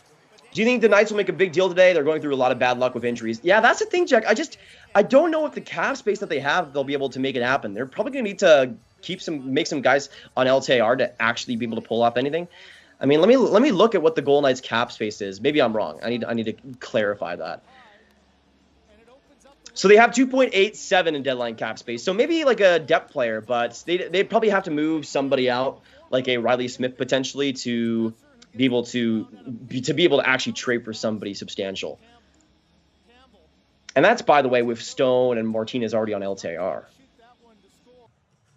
Nothing on Pittsburgh and nothing on Detroit, but we do know that Nick Leddy will likely be traded today. Actually, let me know in the chat with Nick Leddy specifically. Where do you guys see him going? Because I still think with St. Louis, they make a lot of sense. If you have Leddy on that bottom pair, you could replace Mikkola potentially on that bottom pair, or even in the lineup and replace a bigger body, or not a bigger body, but a more experienced body there. So I could see St. Louis as, I think, the best option. Maybe Boston is in that conversation too with the cap space they have right now. But I think St. Louis makes a lot of sense. Hearing Allen is wrapped in the Kulak trade, if that is the case, then that is huge. But let me just check if there's anything else. Also from Anthony DeMarco, to reiterate, the Flyers are definitely not moving Ivan Provorov or Travis Sanheim today, per a source. There's been interest and things can come down the line, but nothing is happening today. So interesting update there on the Flyers defense. But I feel like when it comes to the Flyers, yeah, I mean, trading Braun was the obvious one. Man, I am really interested to see what this Kulak trade is, because I feel like if it was... Okay, here's my theory. Theory, ladies and gentlemen. I have a theory that if it was just a second-round pick for Brett Kulak, we would have already known that already. There actually might be Jake Allen in this trade. Like, the more I think about it, the more I think if it was just a straight second-round pick for Brett Kulak, we would have heard it already. Same thing happened with the Mark Giordano trade, where there was a lot of cap shenanigans going in the background and other players being moved that needed to facilitate that trade to actually go down. What if there's more for Edmonton, and what if there's more that Montreal is giving up? I mean, it's like a few people mentioned that in the chat that Allen could be going to Edmonton. Maybe that's what it is. Maybe it's somebody else potentially. Very interesting. I feel like that's the reason, that has to be the reason why this trade is being held up so much. And even the insiders like Eric Engels, who cover Montreal, haven't been able to get a for sure expectation on this trade. So I feel like there has to be something else. What do you think about Lucas Raymond? Absolute stud. I think I had him top 4 in my rankings back in 2020. Expecting him to be a stud, though. I didn't expect him to be this good this early. Good for the Red Wings. Do you think Dubas will make any more moves? I think so, Nate. I think he's adding a depth defenseman. They have 2.1 to work with. I think there has to be something. There has to be something else for the Leafs, I feel like. Whether it's a depth player on the forward or defense, we'll have to wait and see. Actually, let me know which player the Leafs you guys think the Leafs will trade for this deadline. We still have an hour and 50 minutes to go until the deadline officially crosses. And again, you got to remember that, especially with the deadlines recently, we have to wait a little while to get the bigger trades, because sometimes they happen right in the last few minutes. So make sure you guys stick in this live stream. We got 2,500 people here. Hit that like button if you haven't already. We're at 629. Let's get to 650 if we can. If you guys are enjoying all the production value here, all the amazing graphics and everything, it all goes to the fantastic producers, and it's been a blast so far. I mean, it's the 2022 NHL Trade Deadline stream presented by Bet99.net, dang it. So it has to be.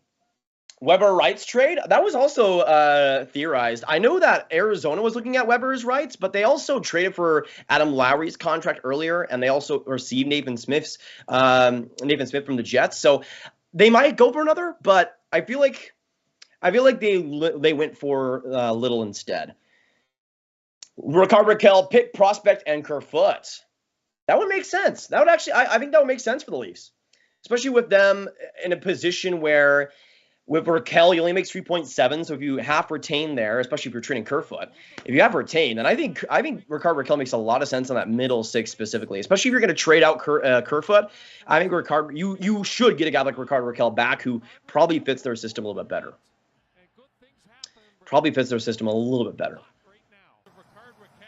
All right, nothing else since then, but it's just a matter of time before we get these Kulak details and even more deals. I would expect, I mean, we kind of saw it with Kulak and Braun that all the trades happen at once, so I would expect it to something else to come pretty soon. Did the Avs make another trade? If so, who? I definitely expect the Avs to do something. I think something is coming. Something is coming for the Avs. Same. I mean, you guys know, I was talking right at the start of the stream about how the Rangers were way too quiet. Boom. Going after Justin Braun, and now reportedly going after Rickard Rakell. So now, I feel like the Colorado Avalanche are now the one team that really makes sense to make some big moves that hasn't yet. Obviously, the Josh Manson deal came last week, but mostly today. I feel like the Avs are in an interesting spot. They could go after another depth defenseman, perhaps. The Leafs need a goaltender. Yeah, that's true. But I feel like with Flurry gone, there's so many less options now. Maybe Jake Allen if there's some salary retention there. I'm pretty sure Jake Allen makes 3.2. Or no, I think he makes less than that, right? Yeah, Jake Allen makes 2.8. So, I mean, personally for the Leafs, I think Jake Allen would fit pretty well. But again, if we're going back to the potential Leafs and Habs deals, where I think for the Habs, they might ask a lot more for the Leafs to make a deal happen than other teams, which I think will put off the Leafs a little bit. Thoughts on the Oilers moving Archibald? Not much of a opinion there, but I think he'd be interesting on some teams. What about Hurdle? Hurdle was extended, Adam, 8 years, so he's staying in San Jose for sure. What about Kessel? I feel like Kessel, I'm still thinking the Rangers, though they obviously trade for Rickard Rakell, that Kessel dream is over. So let's say Rickard Rakell does go to the Rangers, right? Where would Phil Kessel go? Because for me personally, I would kind of like to see maybe another situation in Boston. I mean, that's a really hot take there, but they have the cap space. And I think that would be interesting. Let me actually look up Phil Kessel real quick because his cap situation is an interesting one. I think he makes 6.8 this year. Yeah, so when it comes to Phil Kessel, 6.8, and then it'll be a UFA after this season. I mean, it would be real interesting to see a reunion of Phil Kessel in Boston. Obviously, he was drafted there, 5th overall back in 2006. I feel like that would be an interesting reunion there. Obviously, it didn't end up too great, but yeah, for any team looking for a middle six player that can score and even be pretty good playmaking this year, which Phil Kessel has been, I feel like he'd be a very interesting addition. Nashville is the space for Kessel as well. Yeah, I feel like Kessel would be a pretty natural fit on the Preds too. Though again, I still think Rickard Rakell makes more sense for them than Kessel. If Rickard Rakell is traded, then I think Kessel might be their next best bet. All right, let me see. Anything else here? Okay, nothing yet.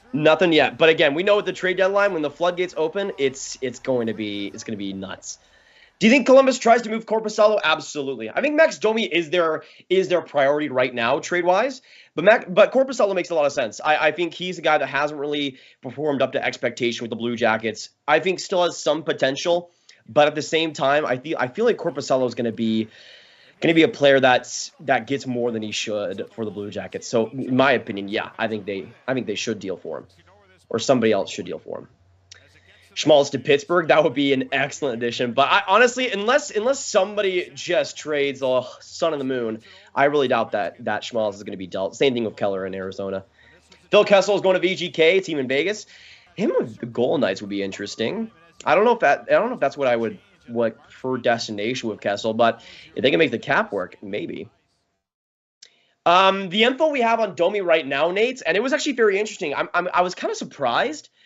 That we haven't seen the deal go down yet, but I was kind of surprised that Domi hasn't been dealt because he wasn't practicing today for Columbus, so he's in a position now where a trade is likely to happen. He wasn't practicing, and I expected right after we heard that the Domi trade would come, but we still haven't seen that. Now, live stream wise, I think that info came before the stream, so I'm happy we'll probably get the Domi trade while we're live. But it's interesting because maybe that trade is being held up right now. Maybe the Rangers were looking at Domi at one point this morning, and then now they're going after Rickard Rakell instead. Definitely pretty interesting. Being reported the Avs are going after Max Domi? Oh my goodness, really? Wait, let me see this real quick. I mean, honestly, if I'm trying to think about the fit with Domi on the Avs, if that does happen, I feel like it would fit pretty well, though. I feel like it would fit pretty well. With the speed that Domi provides and the skating, I feel like he'd be a natural fit on what the Avs are trying to accomplish forward-wise. Let me know, though, where does Domi go, you guys think? Because the Avalanche are up there. I would say the Avalanche are up there for sure. But besides that, I could see the Preds also being available. I think the Rangers, if they don't trade for Raquel, would make a lot of sense. The Leafs, if they can maybe take out some more cap, maybe Alex Kerfoot could be an option. I could also see even maybe a team from the West looking at him pretty strongly, maybe the Kings, possibly. Yeah, the Rangers got Braun. I think that was an excellent addition for the Rangers. I mean, just a third-round pick. Like, you compare it from Ben Sherratt, who gets a first, a fourth, and a good prospect. You compare the packages. To me, I think the Rangers absolutely win that one, only having to give up a third-round pick for Braun. Like, still, like I can't believe this graphic is real. How did the Rangers fleece the Flyers this badly? I don't understand it. Braun's been great this year, strong defensively. Good physicality as well. Just a decent skater. I mean, there's a lot to like for him, in my opinion. What about JT Miller? Miller is not getting traded at this point. Like that, I think we've been basically. I think it's confirmed that Miller isn't going anywhere. Any Flames news? I'm pretty sure we heard some rumors that they might go after another depth forward, but besides that, it doesn't look like it's going to be too crazy for them. I would expect, honestly, in terms of the teams right now, with the most potential trades to make, I think the Rangers are up there, especially when we're waiting for the Raquel trade. I think the Kings could make some more deals. The Canucks obviously could sell a lot of this deadline. The Stars are available. The Avs have been pretty quiet. You have the Preds with a ton of cap space to work with. You have the Canes there who are looking for a forward. The Devils, who even knows what's going on there right now. Columbus has some big selling options. You have the Flyers who still have some to give. The Penguins, who could bring in a top six forward. The Bruins have some cap space to work with. The Red Wings still have some selling options there. The Habs could blow this entire trade deadline wide open with a split decision or a single decision. And I feel like there's still a lot of teams out there that don't have their complete end of roster or end of year roster set. What do you think about Brent Hoffman? He's been fantastic in the OHL. Has proved me wrong pretty solidly so far this year, which I appreciate. I wish Lehkonen would stay at the Habs. Yeah, I mean, that's a possibility right now, amazing, Savant. I could see it. At this point, it feels like the Habs, because I feel like for the Habs, at this point, it feels like if they had the offer that they really wanted, a trade probably would have happened. But he might just not be as valued as Brandon Hagel, and Montreal thinks that it should happen. So maybe that's the case.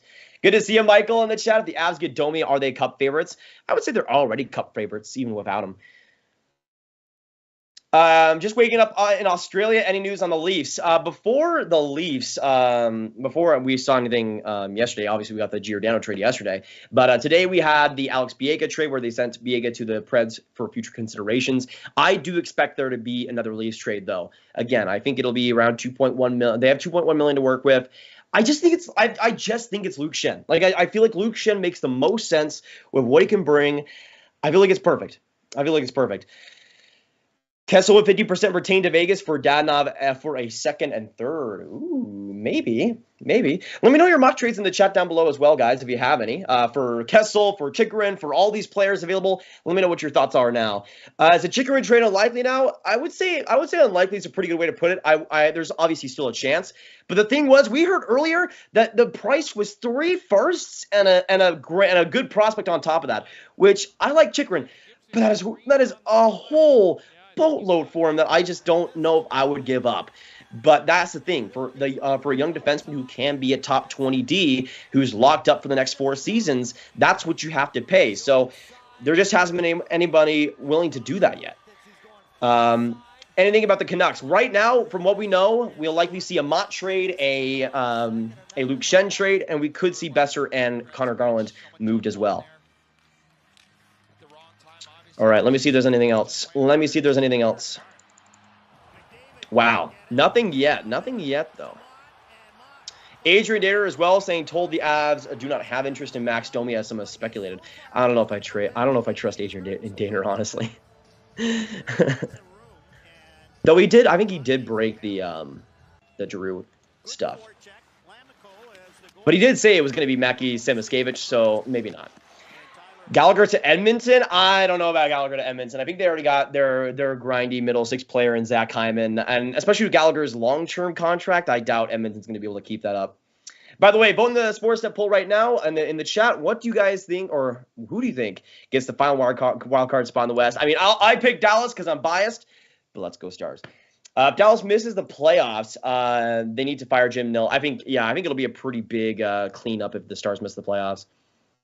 I mean, that's the thing that I know a lot of people are confused by. Like, why would the Stars keep Klingberg? Why would they keep all these guys when they can trade them for so much of this deadline? Now, for one, that's theoretical. Who knows what they get? Two, I think people kind of underestimate the fact that owners right now are so incredibly desperate for playoff revenue. Like, just 2 games of home games for a certain owner can make a world of difference. And especially for a team like Dallas, who was already kind of going for it already, it makes a lot of sense for them to go for it. I mean, Jim Nill probably wanted to go for it anyways, but it probably wasn't even his decision. It was probably the ownership wanting to have more playoff games at home and wanting to get more playoff revenue. It makes sense. And to me, for a lot of teams out there, it's the same way, especially for Canadian teams.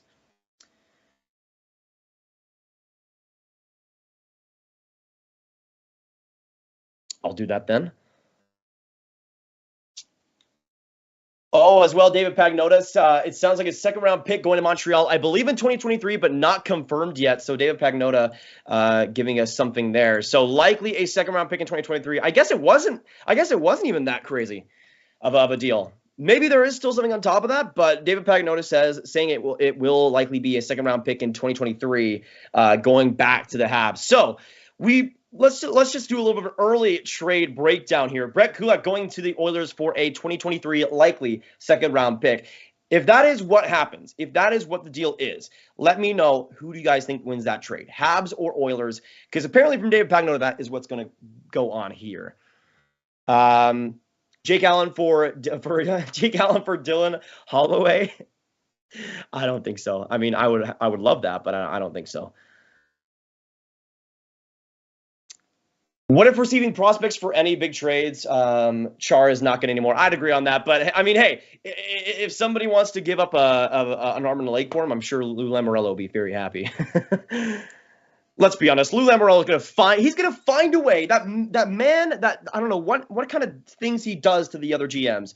But that man makes anything happen. I mean, besides Joe Sakic and trading Devon Toews for 2 second-round picks, he finds a way.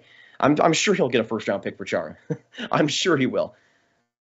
Oh, yeah. I'm pretty sure, maybe Drew can confirm this, but I'm pretty sure the Avs won the next jersey poll, so I guess I can put that on pretty soon. Any goalie trading happening? Not super recently, but we did see Marc-Andre Fleury traded to the Wild for a conditional second-round pick that would be a first if the Wild were to make the Western Conference Final, and Fleury gets 4+ wins. So that's the big one. We also saw Kaapo Kähkönen with this Fleury trade being traded to the Sharks for Jacob Middleton, defenseman, and a 5th-round pick. So we saw, honestly, the 2 big trades of the day so far have been goaltending.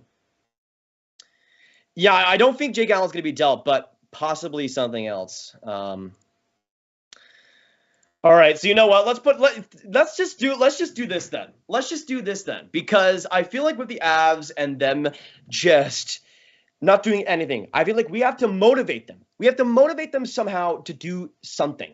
By the way, Kenneth, hello from Terrence, BC. Good to see you, Kenneth. Let me know in the chat, by the way, if you haven't already. Where are you guys watching the Trade Deadline show from? What state, city? Let us know your thoughts. I'm coming to you from Dallas, Texas. Hope you guys have a great time.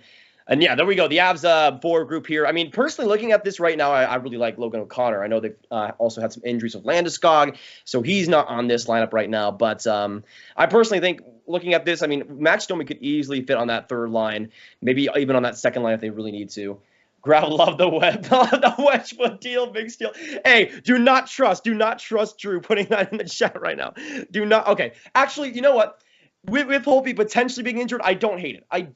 But and hey, Wedgwood got a 909 on the Coyotes this year, so kinda, he's kind of good. So I'll trust Jim Nill for now. But I still think a 4th rounder and potentially a 3rd is a little bit much. But yeah, definitely love that Wedgwood deal. You stop that right now, though, Drew. You stop that right now. Oh, but now Drew is gonna get his best wishes, eh? He's gonna get his best wishes. Now I gotta put on this awful, horrible jersey. Actually, I think it's fine, but you get what I mean, right? You get what I mean. It's okay. All right. So unfortunately, we'll have to put off the Flames jersey, and maybe as more trades come up, we'll make some more additions. But let's put this up, shall we? Let's put the Flames one up.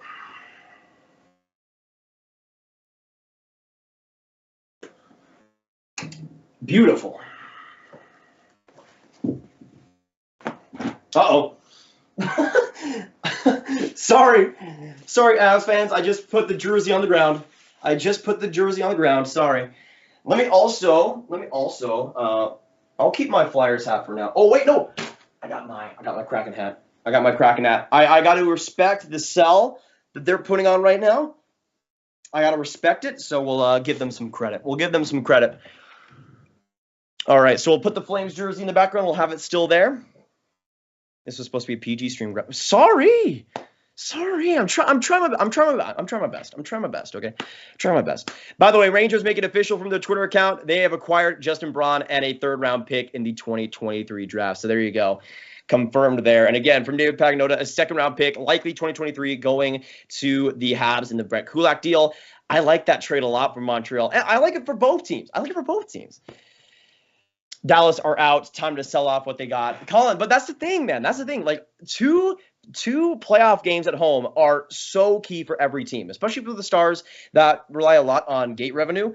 That is huge for them. And I feel like even for teams like the Jets, who definitely will not make the playoffs, like, I don't blame them. I don't blame the ownership for buying and trying to make it, because especially for Canadian teams, like, it's been a rough last couple of years for them. And I feel like some people don't quite see like how much ownership can meddle with stuff like that, especially for the Stars. I mean, if they just get like two home games, even if they get swept versus the Avs, if they just get 2 home games, they're way more well off. So I feel like that also factors in. By the way, somebody said any Rangers trades. Yes, Justin Braun has been traded to the Flyers for a third-round pick in 2023. Still, in my opinion, a very good one. For the Rangers. This is the best host that's ever looked in the channel. Hey, no. Steve is the absolute GOAT. Okay, Steve is the GOAT. Let's not. No. Not happening. I will not go for the Steve slander. Okay, I will not go for the Steve slander. Grav is a Subban fan. I have a Preds Subban jersey and a Devils Subban jersey. Now, not really. I'm not really like a huge Subban fan. They were just like both like $40, so I'm like, okay, I'll take them. But yeah, that's the story so far. Great, much better. Best looking jersey in the NHL. Go Avs, go. Todd, appreciated. Good luck in this year's playoffs. Where's DeBrusk going? Yeah, he was extended. I forgot to mention it, but he was extended for 2 years on a $4 million cap hit. And apparently, Braun was speculating that that could potentially lead to actually a more likely trade, with his extension being a part of it and being locked up more long term, so teams don't have to worry quite about arbitration as much as they would normally. So that actually might be good news on the trade front for Jake DeBrusk. Let me know in the chat if DeBrusk does get moved, though. Where will it be? What should Grav order for lunch? I'm voting for nuggets. Hey, if you don't know the story, let me explain it to you.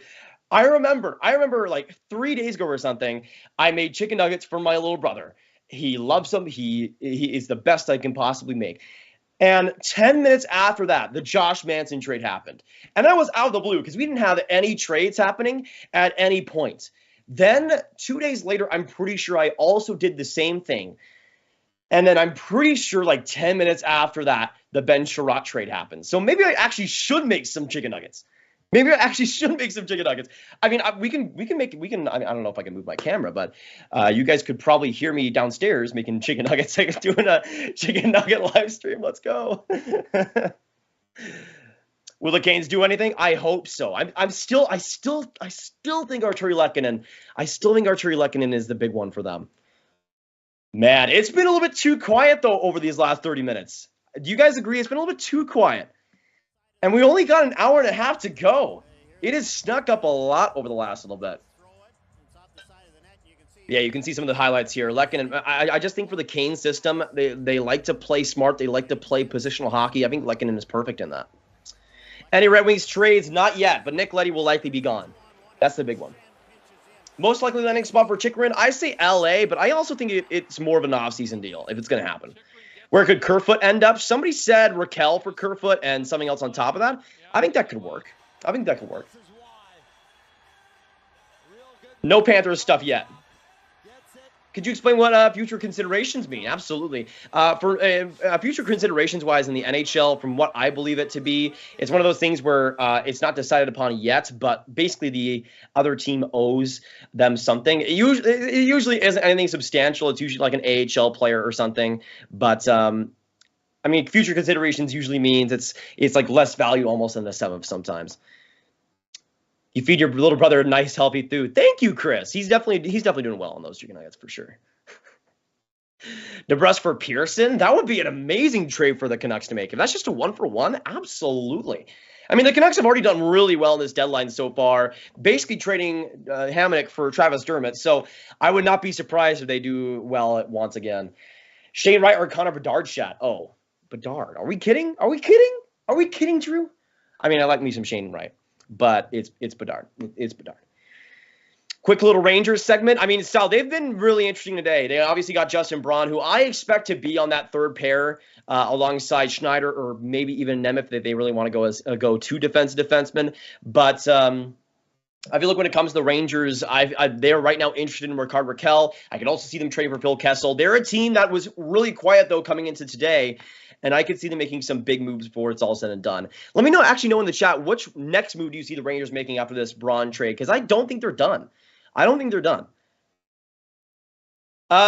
Kulak trade right now, Pagnotta also confirmed that it was likely going to be a second-round pick, likely in 2023. We don't have the official confirmation on that yet, though. Will Forsberg go? I'm pretty sure Pierre LeBrun commented that Forsberg is not going to be dealt. No. Which would have been great to see because Forsberg's just such a fun player, but it makes sense. Grav, hey, thank you so much. Oh, and appreciate you coming in. Edmonton is making a deal for Carson Soucy as we speak. Both Carson Soucy and Kulak? That'd be pretty good. I feel like if they get both of those guys, I mean, those were two guys that I wanted to see in Edmonton. So if it does happen, I'd quite like that, actually. I'd quite like that. Now, for me personally, Soucy's a really interesting one. You see him here as well. I think he's one of the under the radar smart defensemen. He kind of actually reminds me a lot of Kulak, where he's a smarter defenseman, good positional player, knows where to be all the time, solid defensively, good skater. That's a big part of things. And to me, I think Soucy's a super underrated guy. Not gonna light up the world, but I think he's a player that brings a lot of value, especially to a bottom pairing. I like him a lot. Hey, I appreciate that. I mean, this to me, like this is my natural habitat right now. Talking about trades, like this is where I love to be the most. So I appreciate all you guys coming in here today. We got 2,400 amazing people. Hope you're having a great day, and especially all the people that are watching at work or school right now. Especially at school, I know your teachers might not love you, but hey, it's the Trade Deadline show. Presented by Bet99.net. It's where you need to be. It's where you need to be. So I appreciate you guys stopping by, especially for everybody that can't make it as easily. So it's been a lot of fun so far. Appreciate you guys stopping by and just making a lot of great ideas. And it's been really fun to talk with y'all. Yeah, Stevie's been quiet as well. I feel like, I never really expected much to happen besides Nick Leddy. And I feel like it's going to happen pretty soon. But that's just a hunch. All right, let me check. Okay, nothing yet. Waiting for my man to drop a New York Rangers bomb. Let's hope, Sal. Let's hope for another Chris Drury trade. Hey, Brad, what are your thoughts on Tampa getting Nick Paul for Joseph? I think it's honestly a pretty good trade for both. I know a lot of people were saying it's an automatic sends W and the Lightning got policed. But even though I know Nick Paul isn't a great analytical player, I think he fits what Tampa is looking for in their bottom six. Good physicality, strong finishing ability, decent defensively. It's not going to be a trade that puts them over the top, but it's just going to make that bottom six so much harder to play against. And to me, you trade a guy like Joseph who has potential. I think offensively, I think will play pretty well at the Sens and a 4th round pick. I mean, that's house money, I think, for the Lightning. And at this point, it makes them better now. I think personally, it makes a lot of sense for both teams. And for the Sens to be able to get that type of package is solid. By the way, the Preds confirmed me on Twitter. Thank you for best of luck in Toronto. Thank you all for all you did in Smashville to the future considerations. Amazing. Are the US making any trades? Phil Kessel has to be the guy. It has to be the guy. Do you think White from Ottawa will be traded? That's a possibility. I could see it. First time joining on a stream of the trades. Great discussions. Thank you, R. I appreciate that. Pittsburgh Penguins acquired some extra depth for their back end by getting defenseman Nathan Beaulieu. That is true. That is true. They didn't make a trade in the last 24 hours. I hope that he doesn't really play that much because I haven't really been that impressed from what I've seen from him this year. But I do think he's just depth, kind of like the Troy Stecher trade. If he works out, then you're fine. But it is what it is. Hope the Leafs make another splash from Mittens. I hope so. I don't think it's going to be a big one. I think the biggest trade the Leafs could make right now is Rickard Rakell. By the way, from Bob McKenzie, Andrew Cogliano in San Jose is a veteran player who can move today. Colorado and the New York Rangers believed to be the most interested. So there you go, producer Drew. We got an Avs trade potentially coming. Andrew Cogliano, which is an interesting one. I mean, Ivan Cogliano's just a good presence on a team, not necessarily, I mean, more so off the ice than on the ice. But he's a guy that if you place in your fourth line, he's going to be decent defensively, great penalty killer. I could see that working out for both teams, honestly. I think he fits more with the Avs because I think the Rangers have a lot of players like him, like a Greg McKegg. But interesting. Let me know, Avs or Rangers? Where do you guys see Andrew Cogliano going? Also from David Pagnota, some talk the Sharks are evaluating trade options for goaltender James Reimer, who has one more year left at a 2.25 AAV on his contract after this season. So interesting there. Some teams are looking at trading for James Reimer. We obviously saw the Sharks acquire Kaapo Kähkönen, and with the Sharks already having now Reimer, Kähkönen, and Aiden Hill, it makes sense that they trade one of those guys. So I think we could see a James Reimer trade today for sure. Now, I'm biased. I want to see him go to the Leafs just for Steve's sake. But let me know in the chat, where do you guys see potentially James Reimer going? Is it going to be the Leafs? Is it going to be somebody else? That could be an interesting addition. I think for the Leafs, he'd play pretty well for them. He's been solid over these past couple of years, pretty underrated. Though I'm not sure. I mean, I'm not sure how he'd react going back to Toronto. That'd be interesting. Varlamov is available, but I've heard reports that it seems less and less likely that we're actually going to see a trade involving him. The Islanders most likely. Oh, William Lagesson has been traded from Edmonton to Montreal. So another part, I would assume, of that Brett Kulak trade. So maybe William Lagesson is a part with that second round pick going back to the Oilers. I'm pretty sure Lagesson was on the bottom pair a decent amount for the Oilers. Has been a depth defenseman for them at points. That's interesting. I mean, I don't hate it. I don't hate it. He's a lefty, 26 years old. He'll be an RFA after this year. And so far in 30 games with the Oilers this year has 4 assists for 4 points. Likely just depth for the Montreal Canadiens and a player they can also have RFA rights to. That's solid. That's decent. So I would assume that's a part of the Kulak trade. So more details there on that big one. LeBron James to the Leafs. I could see that. How about Jack Roslovic? Do you think Columbus moves him? I know there were some rumors around Roslovic this year, Bernie. I'm not sure how likely it is, though. But boys and girls, we can get some big trades coming in soon. We got obviously the potential deals of Andrew Cogliano. Rickard Rakell apparently is still being interested in is potentially being acquired by the Rangers. We have maybe Carson Soucy being on the move. A lot of potential options. James Reimer is in play right now recently. So some more trade targets for a lot of teams right now. And again, I would assume Lagesson is a part of that Kulak deal. So likely second in 2023 and defenseman William Lagesson a part of it. I'd take Reimer over Mrazek. I would absolutely take Reimer over Mrazek as well.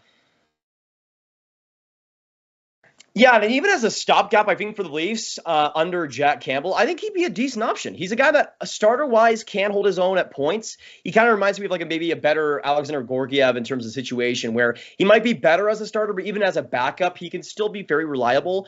And obviously the guy himself, he's an absolute king. So I think on the Leafs, having that return would be awesome to see. Looks like Leafs D-man Rasmus Sandin will be out for 3 to 4 weeks, potentially making the Leafs interested in adding yet another D-man. That's true. That is true. I keep saying Luke Schenn, but I could even see Carson Soucy, maybe even Calvin DeHaan if they can make the cap space work. I mean, if they are putting Rasmus Sandin on LTIR, that would theoretically cut up the space, because Calvin DeHaan does make 4.5. You put that down 50%, that's 2.25. Now the Leafs do have around 2.1 million in cap space if Mrazek and Clifford aren't claimed. So that means if you put Sandy on LTIR, that's likely his $894K off the cap for a little bit. Then you could add Calvin DeHaan and hopefully have the gang all together come trade deadline day. So maybe that's what the Leafs are looking at. Could Radulov be dealt? I think so. He's a guy that I could definitely be seeing dealt for maybe like a 4th or 5th round pick. I could definitely see that. But right now, everyone, we have an hour and 15 minutes to go until the trade deadline is here. Make sure you stick in this live stream. We got 2,500 of you in here. If you are enjoying, make sure you hit that like button. We're at 750. Let's get to 800 right now. If you're enjoying the stream and all the graphics and everything, it's been a blast so far. You guys have been awesome. And I'm just saying, it's the tip of the iceberg right now for these trades. We're going to have a lot in the next little bit. Cole's just got Matt. Whoa, what? No way did the NFL just up the NHL on their own trade deadline day. They did. Oh my goodness. Good for Matt Ryan though. Good for Matt Ryan. We have a trade to announce. Let me see as well if we got anything else. Oh, the Sens and the Bruins. Zach Senyshyn going to the Sens. A big one here. I'm assuming we'll get the graphic in a second, but the Bruins and the Sens have gotten a trade underway. Let me know in the chat. We're going to have some breakdowns here. Let me know what you guys think the details will be before we reveal it. But the Sens have acquired Zach Senyshyn and a 5th-round draft pick in 2022. In exchange, the Bruins get Josh Braun and a conditional 7th-round pick in 2022. Interesting deal. So a couple of depth players. Zach Senyshyn is an interesting one. He's been up and down throughout the NHL and AHL these past couple of years. He's a guy that I could see with a bigger opportunity in Ottawa, doing pretty well there. The Bruins getting Josh Braun is interesting, though. I haven't really paid too much attention to him. I know he's decent defensively, but I know with the Sens system, he hasn't exactly thrived there. I'm pretty sure he was a Florida Panther initially. But yeah, overall defensively, he's fine. He's decent. I think in the Bruins, though, he could be maybe their 6th, 7th defenseman, maybe some more depth for them. But they trade a prospect that likely wasn't going to stay, and they get a defenseman who they can use as some more depth. So really, if we look at it right now, it's a depth forward for a depth defenseman trade. But I do think Senyshyn would be interesting with the Sens. Maybe they're able to unlock his offensive potential and get something back there, but hey, I just got to say, like, the 2015 draft for the Bruins looks worse and worse by the day, and this trade proves that. So, really interesting deal there for the Bruins and the Sens. Let me know. Once again, Zach Senyshyn, a 5th-round pick going to Ottawa, and the Bruins will get Josh Braun and a 7th. I will say, personally, although it kind of fits for what the Bruins need, I do think the Sens actually win that trade just in terms of potential. I feel like they have some good attributes there with Senyshyn. He's a guy that can score, but again, the consistency hasn't been there. So we'll see what happens. And there you go. There's the official trade graphic there. I would say it's a Senators W. I would say it's a Senators W. Let me know in the chat though, Sens or Bruins. Who do you guys think wins that trade? I just don't. If Josh Braun is anything more than like a 6th defenseman, then I don't know. I don't know if I love that for the Bruins, but still. It'll be an interesting deal for them, especially Senyshyn, though. I feel like he still has some potential that you can get back in him. But yeah, like I don't see him being higher than Forbert or Clifton on the lineup. I mean, even with the injuries there, he might be around Jacob Zboril in terms of the depth charts. Yeah, probably just a depth defenseman trade for the Bruins. So I'd say Senators win that one. I'd say Sens win that one. Just again, with the potential they could have, I think it's pretty solid. By the way, from Emily Kaplan of ESPN sources, the Anaheim Ducks are shopping offers on Rickard Rakell right now. I can report, this is the big one. I can report Boston and Vegas are in advanced talks with Anaheim on Rickard Rakell. Believe the Rangers were involved at one point, not sure if they're still in it. So the Golden Knights and the Bruins as potential big options for Rickard Rakell. That makes sense. Especially the Bruins. I think that's pretty perfect. But the Golden Knights, I would assume that Rickard Rakell has to have about 50% retained on that deal. But let me know, Boston or Vegas, or even the Rangers, which team do you guys see getting Rickard Rakell? Because we could see that trade go down right now. right now.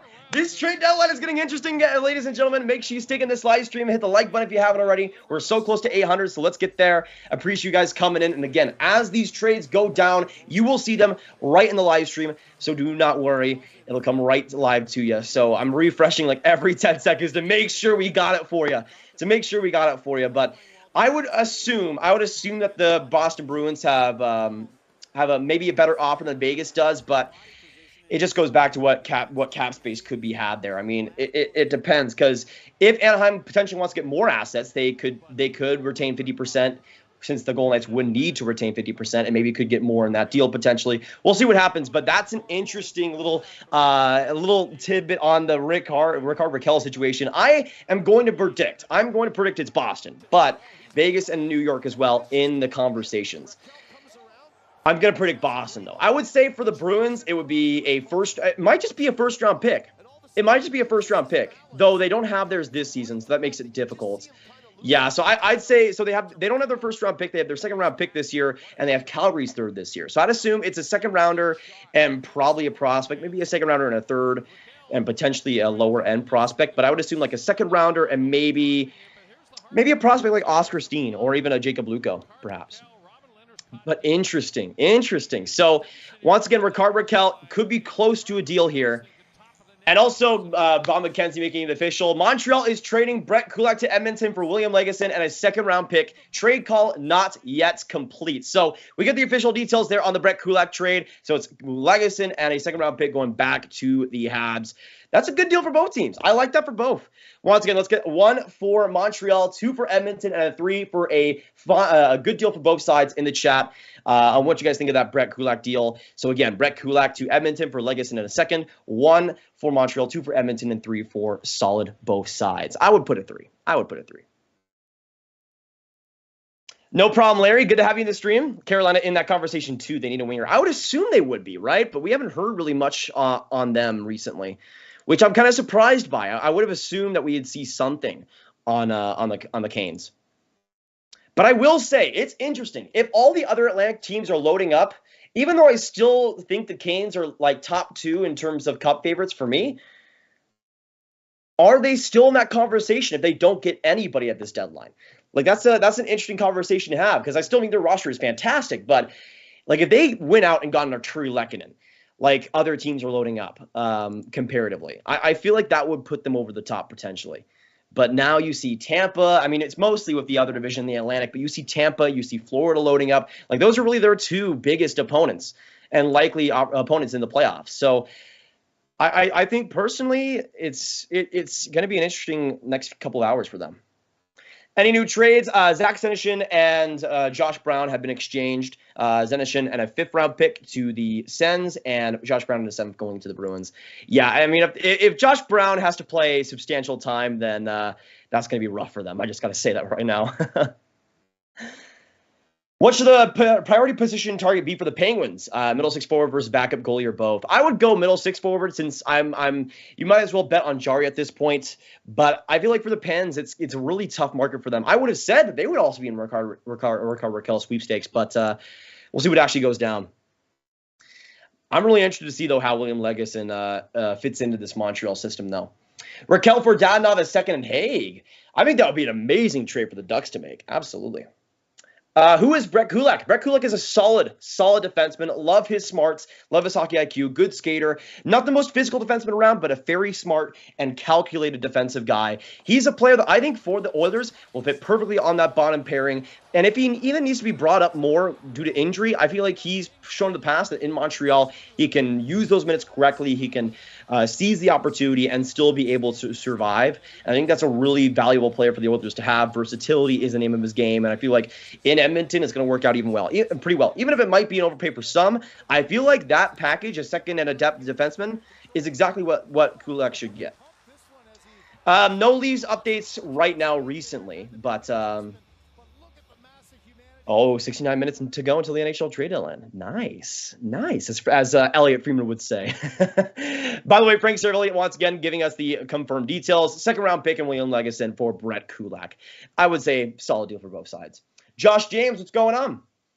Arthur, I'm looking at all the sources on Twitter. Frank Cervelli, Elliot Freeman, Pagnota, Pierre LeBrun. A lot of guys I have on notifications just to make sure that I get all the live updates for you guys.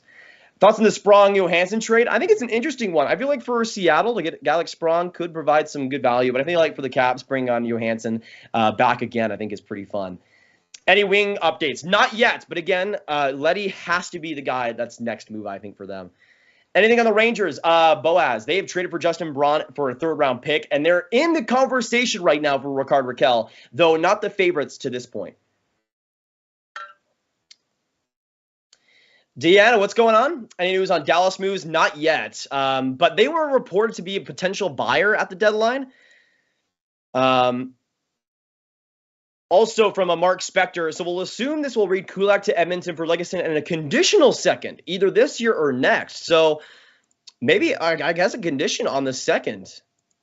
Interesting. By the way, I've seen some Oilers fans already calling it a horrible trade. I don't think it is. I think that's a great defenseman to add on to that defense. And even though in some ways he might be a little bit overpay, especially if they aren't able to extend him, I think he's going to fit pretty perfectly. And there you go. I feel like with the versatility, he can play both left side and right side too, so you have that. But like, let's say CC gets injured. I think he can be on that first pairing alongside Nurse and survive pretty well. I think he could potentially be on that top four, maybe bringing Evan Bouchard down. I think most likely what's going to be the case is he replaces Russell, and maybe Russell goes down to the 7th D spot.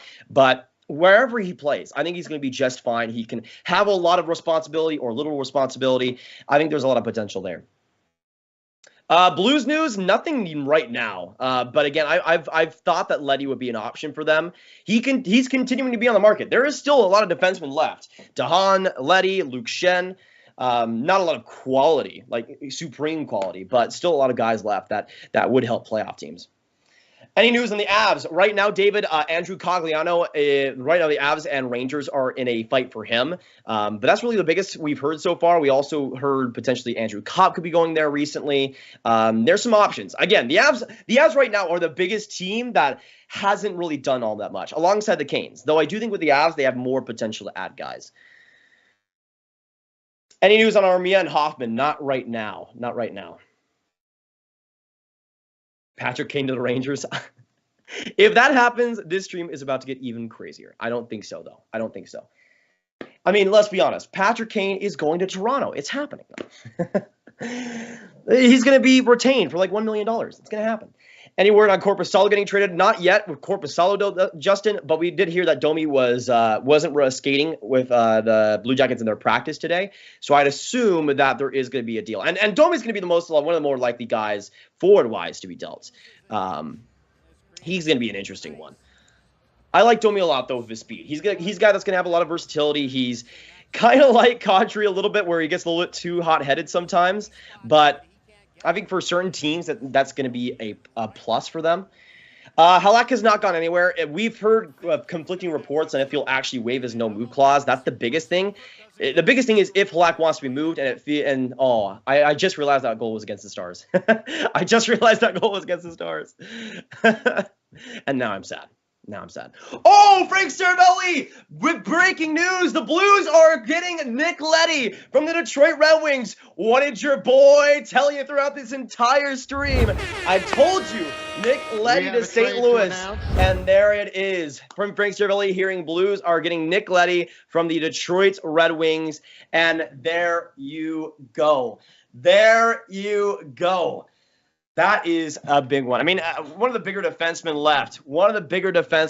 Leddy to the Blues. Your insider, hockey insider Grav coming through with the deal. Hockey insider Grav, let's go. Man. Excuse me. I did not expect that to actually happen. But Nick Leddy goes to St. Louis. I'd expect it's probably like a third-round pick. But there you go. People asking for Red Wings and Blues updates. That is your deal. And Leddy, I think honestly with the Blues, it's going to be a bottom pairing ad. they're a team that needed to add some defense. Now, personally for me, I'm not the biggest fan of Nick Leddy. I love his speed, but besides that, I think his defensive game has taken a sharp decline. He's a player that isn't really as stingy as he needs to be, especially recently. But I could see him replacing Nico Mikkola on that left side D pretty easily and being alongside Robert Bertuzzi on that third pairing. So you'd have Scandella, Parayko, Krug, Falk, and then probably Nick Leddy and Bertuzzi. So a pretty older defense group, but I think for the Blues, it could work out pretty well. We'll obviously see what the details are in this Nick Leddy trade, but Nick Leddy is going to St. Louis. All right, let me see anything else. Okay, yeah, Elliot Freeman once again confirming Nick Leddy to the Blues. Also from David Pagnotta, the Flyers have been working on options for goaltender Martin Jones. We'll see if they can get there. So Martin Jones, another goaltender that could be on the move. Interesting one there. People are saying Lehkonen to the Avs. I have not seen anything yet. Though I will confirm. If you do see anything on Twitter, let me know. But as far as I can tell, nothing has happened yet. Mikkola's fine. I think he's obviously one of the bigger defensemen in the Central. I think he's okay. I don't even know if Leddy's on paper that much better, but I feel like for the Blues, it's a more unmarketable name. It's an interesting one. There you go. So you get the defensive lines there for the Blues. I see him being on that third pair left side and replacing Mikkola. And the Blues could also run 7D. That's also a possibility. But yeah, I see him replacing Mikkola, being alongside Bertuzzi. And I think that might actually be good for Leddy. He's more of a run and gun, skating defenseman, loves to get the pucks out of the defensive zone. So maybe having Bertuzzi, who's more of a defensive player, who's actually been really good defensively this season, actually would be good for them. Oh, wow. Adrian Dater saying Lehkonen to Colorado per Kevin Weeks. There you go. I didn't want to speculate anything. Apparently, Kevin Weeks is reporting Lehkonen to the Colorado. Why did I wear this jersey? I jinxed. Oh my. Why? We have a trade to announce. I shouldn't have worn this jersey. I shouldn't have done it. Joe Sakic is watching this stream. Apparently, from Kevin Weeks, Lehkonen is going to Colorado, which of course it's happening because it's a great move for them. Are you kidding? Are you kidding? Oh man. Of course it's Colorado. The Avalanche are acquiring Lehkonen from the Colorado Avalanche are acquiring Lehkonen from the Montreal Canadiens. Big one here. Also from Saravelli told Oscar Sundqvist and Wallman are part of the deal going to the Blues or from the Blues to the Red Wings for Nick Leddy. But Lehkonen is going to the Avs. Let me know your thoughts in the chat down below. Is that a W or an L for the Avalanche? We'll obviously get the trade package here pretty soon, but we're starting to see some big moves. I was scared. I was a scared little boy when everything was quiet in Montreal. We weren't hearing anything about it, and then finally Ken Hughes makes the deal happen. Now, if this is a first-round pick, I'm about to go all over the place. Hopefully this is a first-round pick going back to going to the Habs. Let me just confirm. Did the Habs have their first-round pick? They don't. They also don't have their seconds this year or next. So is it a 2023 first? Or is it a third? Okay, this just got way more interesting. Because the Avs do not have their first. By the way, Pierre Mrazek does go. Oh, Mrazek clears, but Harry Sateri is claimed off waivers by the Coyotes. The Coyotes claimed Harry Sateri. What are the Leafs going to do now? What? Seattle also claims Derek Pouliot, and Vancouver claims Brad Richardson. A lot of waivers going on right now. By the way, Pierre LeBrun confirms Justin Barron and a second-round pick in 2024 going back to the Montreal Canadiens. So there you go, 2024 second and defensive prospect Justin Barron. You know what? That is okay. It's not the best they could have gotten, but Justin Barron has really done well over these past couple of years, kind of surpassed my expectations, gotten a lot better defensively, a lot more consistent on his own zone. That is a good trade. I love his skating. I love his puck playmaking abilities. He's going to be a real good Hab, I think. And that just adds on to the amazing defense the Habs are building in their prospect pool. You got Jordan Harris. You got Kanan Gooley. You got now Justin Barron. There's a lot of top four guys that are going to come on this Habs roster pretty soon. That is a great addition, I think, for the Habs. Great addition for the Habs. And it makes sense. It makes sense for the Avs, too, trading for Lehkonen. He's going to be probably on that second or third line. And by the way, let me know in the chat what you guys think about Harry Sateri being claimed by the Coyotes. Oh my goodness. Oh my goodness. That is so rough. I pray for Kyle Dubas right now. This man just got he just got completely bamboozled. I really want to see Kyle Dubas's reaction right now. I really want to see that. So much stuff is happening right now, and we got an hour to go into the trade deadline. I told you guys, once the floodgates opened, it was going to open. And also, Drew mentioned, once the waiver wire comes to a close, we'd see a lot of moves. We got 2,800 people in here. Subscribe if you're new. Hit that like button. We're at 850 likes. Let's get to 1,000, everyone. Definitely appreciate it. And let's keep this going. The Avs acquiring Artturi Lehkonen, Justin Barron, and a second-round pick in 2024 are going back. And personally, I think it's going to be a great fit. I mean, again, with this lineup, they don't have Landeskog since he's on LT or on IR right now. But I'd assume even with him back, he'd be on that second line right wing for now. Maybe on the third line right wing if the Avs want to maybe share the wealth a little bit in the lineup. But either way, he's a guy that can play on that right wing, play perfectly, plays fantastic defensive hockey, is a great clutch scorer like we saw in last year's playoffs for the Habs. He's reliable. He's consistent. He's a player that plays the playoff hockey very, very well. In my opinion, even more so than Brendan Hagel, he was the Blake Coleman, Barclay Goodrow of this trade deadline. He was the guy that would separate your middle six into something even greater. And for the Avs, that is a humongous addition. That is going to make their middle six so much scarier and so much harder to play against, which again, we know GMs really want to see. So in my opinion, that's a good trade for the Avs, and it's also a good trade for the Habs as well. The Avs and the Habs, the Avs and the Habs. But for the Habs to get a top 4 defenseman of the future, get a second-round pick in 2024, not the worst thing in the world. And personally, I think it's a good trade for both teams. But let me know. Put a 1 in the chat for Colorado, 2 in the chat for Montreal, and a 3 in the chat if you think both teams win this deal. So again, 1 for get in the chat. Get in the chat. I'm thinking I'm honestly leaning towards a 3. I think the Avalanche do pretty well here, but I feel like the Habs return is still not that bad. Though I'm not sure with Barron if he's going to be more of a 4 for third defenseman. I can see him being an either or. But personally, I think this is a great deal for both sides. And also, Artturi Lehkonen will be an RFA after this year.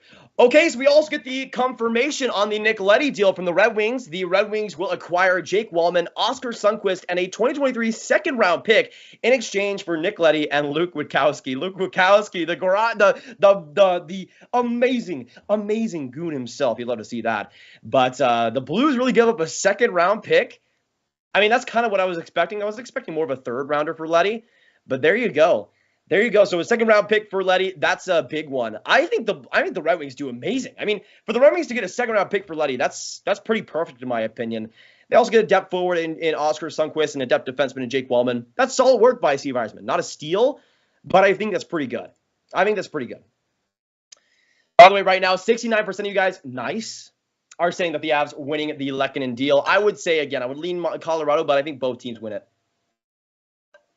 But we got 2,800 people in here. We got 1 hour to go into the deadline, and the floodgates have pretty much officially opened up. So make sure you stick in this live stream. Do not go anywhere. This is where the excitement begins.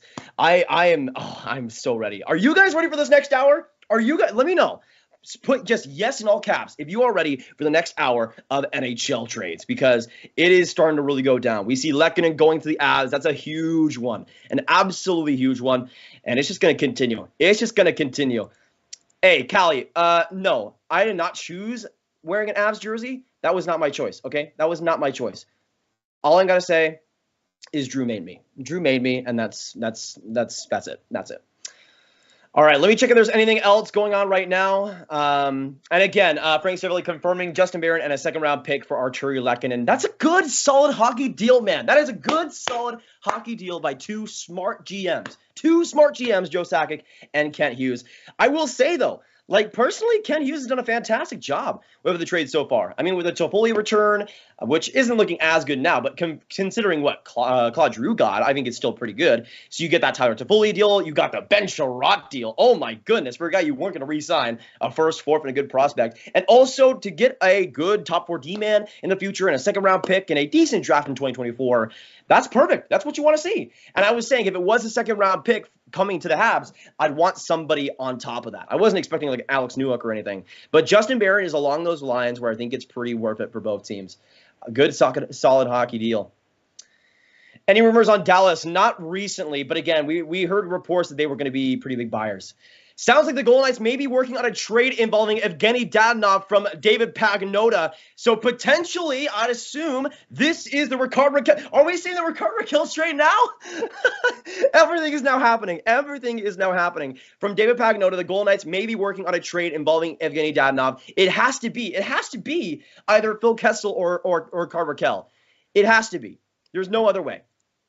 There's no other way. What's going on, Golich? Good to see you. And everybody returning from school, good to see you guys come on. The trade deadline is in 50 minutes. We are almost on the home stretch, everyone. So put your seats down, get your popcorn, get your soda, whatever you want to do, and get comfy because it's going to be one amazing next hour. I am so excited. So again, I'd assume the Dadonov deal revolves around Rickard Rakell, but maybe somebody else. Maybe if they're trading Dadonov, maybe they're getting a bigger cap hit like Phil Kessel or something. This is going to be really interesting. Let me know what you guys think about a Dadonov trade and who the Golden Knights get back. Elliot Freeman as well confirming Johan Larsson to the Washington Capitals. Little solid deal. I actually said for the Leafs, Johan Larsson would be a really good depth fourth line center option. But Johan Larsson goes to Washington, so they get a couple of depth pieces. Marcus Johansson earlier this morning and Johan Larsson now. That's solid. I think that's a great addition for them, and especially on that fourth line, I feel like that'll work perfectly. He's an under-the-radar defensive player. When he's on the ice, nothing really happens. And I feel like for fourth lines in the NHL, that's something a lot of people are looking for. He's a guy that can grind play down, be solid in the corners. That's a good trade, I think, for the Capitals. We'll obviously see what the deal is, but yeah. I think the Lehkonen trade should move into Grav's top 5. You know what? Yeah, sure. Just for you, Drew. Just for you. I will put the Lehkonen trade in the number 5 spot instead of Lindholm. So we'll probably get producer Nick replacing that soon. I'll do it for you. I'll do it for you, Drew. Okay? There you go. Yeah, the Liddy trade is confirmed. Second round pick going back to Detroit. By the way, from Peter Ba of The Athletic, probably butchered his name. I'm so sorry. Montreal will retain 50% of Artturi Lehkonen's contract per source. So a decent little bit there for the Habs. They likely got a Justin Barron because of that. Hearing Johan Larsson to Washington, again from Samantha Peel. So Johan Larsson is going to Washington. I mean, this is just the start, guys. This is just a start. We got Lehkonen to Colorado, Johan Larsson to Washington, Brett Kulak to Edmonton. We got Justin Braun to the Rangers. A decent few moves made in the last hour or so, and we got a lot coming up. I'm just saying, y'all, especially going back to last year, we saw so many trades in the last 30 minutes. So stick in this live stream, get comfy. This is the place to be. It's going to be absolutely amazing, and this is going to be a stressful next 50 minutes, eh? Stressful next 50 minutes. Oh, man. All right, we have now 48 minutes to go. 48 minutes to go. I'm getting nervous. Are you guys getting nervous? Put a yes in the chat if you guys are getting nervous right now. I'm all over the place.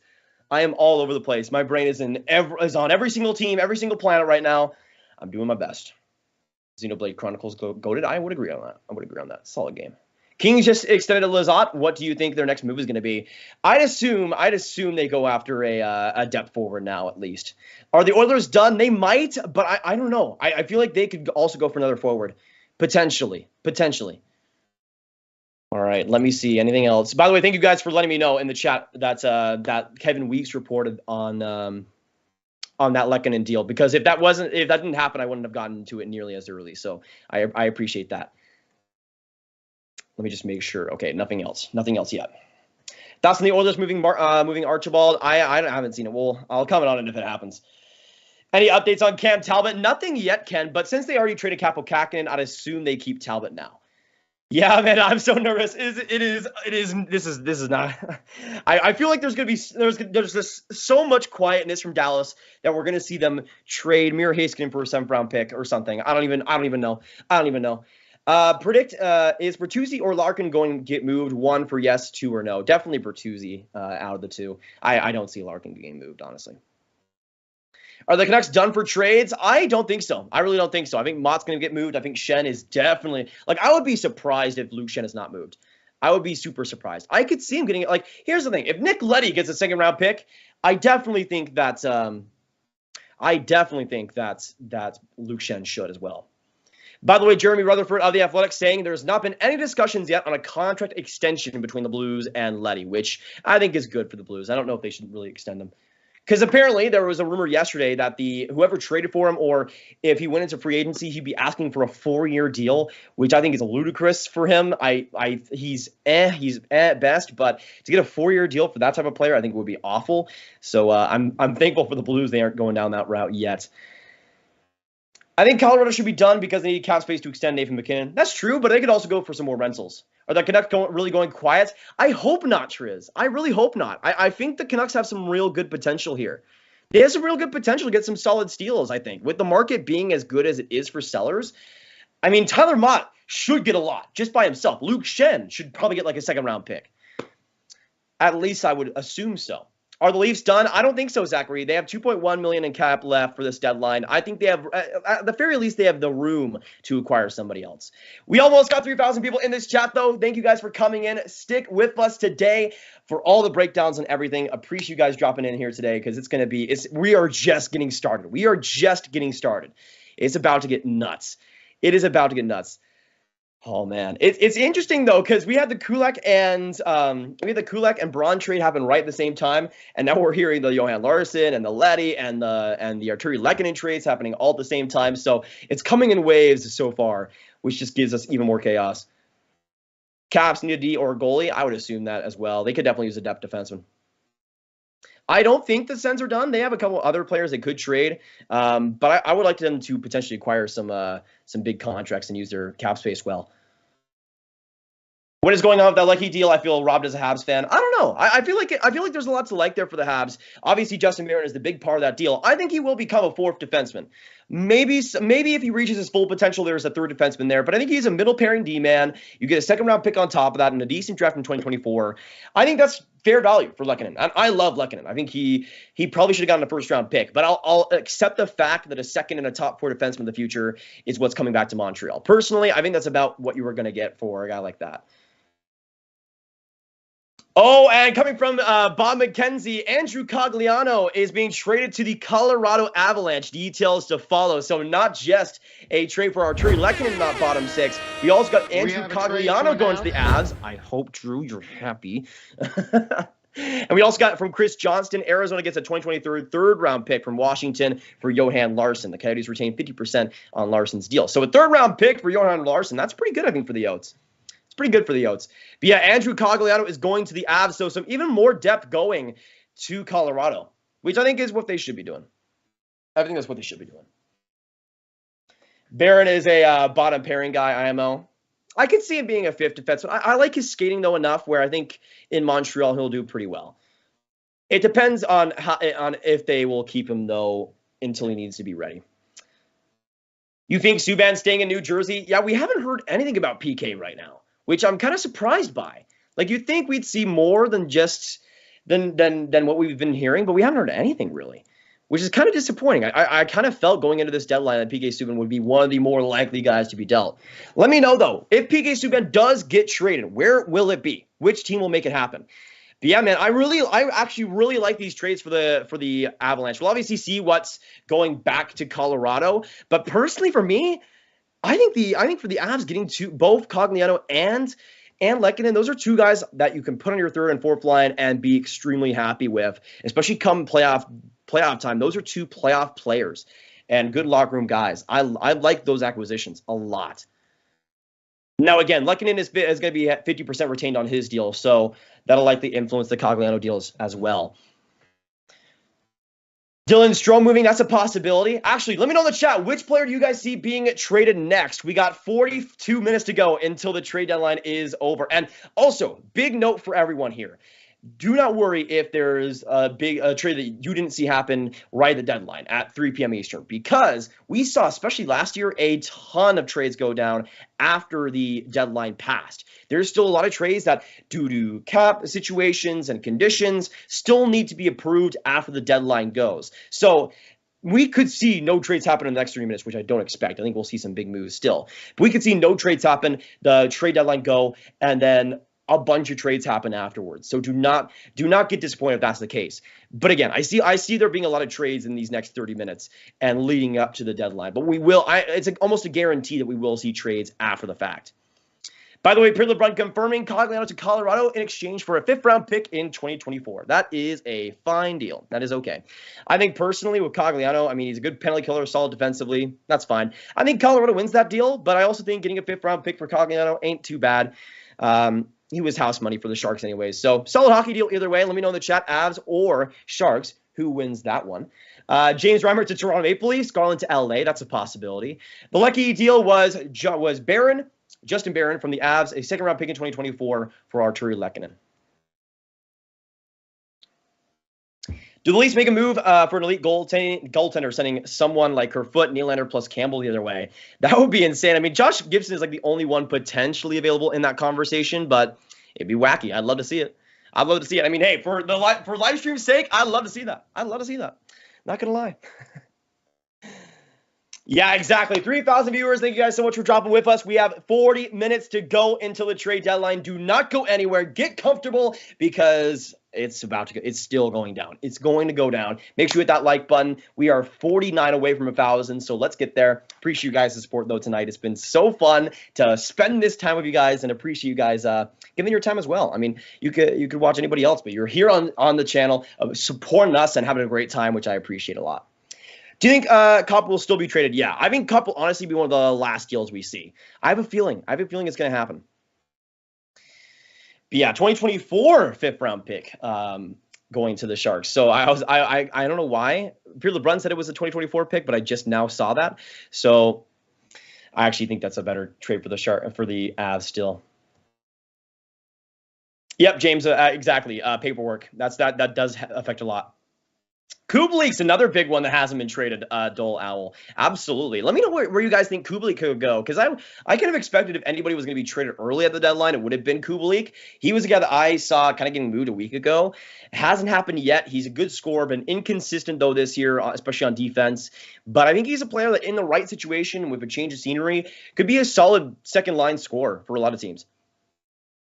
Yes, Mrazek did clear waivers. He did. But sadly for the Leafs, and maybe you guys can get some L's or W's, whatever you want to do in the chat. The Coyotes ended up claiming Harry Sateri on waivers, so the Leafs couldn't even get him, who they signed from the KHL. So rough going for him. Kubalik to the Oilers, Raquel to the Blues. Blashill traded for $2 and a can of Pepsi. Nice. Where do you think the Islanders finish in the standings? Bottom 10. Our schedule in April is murder. Yeah, I actually did see that, SP. I think they do decently because I think they have a lot of motivation to finish the season strong. But I don't know. I could see them being around like the 8 to 12 range. Pens have not made a trade besides the Belleau trade yet. But again, there's still a lot of time. By the way, from Jeremy Rutherford, looking more into the Blues trade here. Sundqvist has 1 year left on his deal. Wallman is in the last year of his deal, too. He's an RFA this summer with arbitration rights. This move seems to be more about attempting to upgrade on D this year, plus moving Sundqvist cap next year for flexibility. So there you go. Get more info on the Blues side of things on that Leddy deal. Calgary news, nothing yet. But I'd expect them to make a depth move in these next 40 minutes. But yeah, 40 minutes left until the 3 p.m. deadline. Let me know in the chat right now, not what you guys think the next move will be, but what do you think the biggest move will be in these next 40 minutes? The biggest one we'll see, because we still got Rickard Rakell on the board. We still got Phil Kessel on the board. We still got a ton of guys still available. I think there's a lot of opportunities here. Gorgiev is not getting moved to the deadline. He'll probably be moved in the summer. I could see that. Zaka's another guy I'm surprised hasn't been moved early as well. Good points, Justin.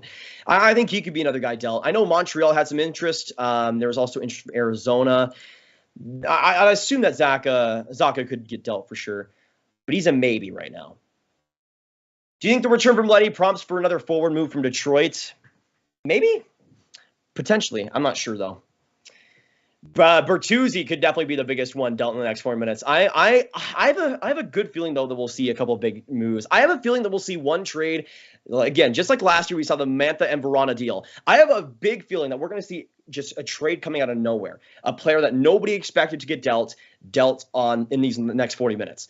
I don't know who that'll be. Maybe it is like a Tyler Bertuzzi. We kind of suspect something, but he's not confirmed to be traded, so we'll see.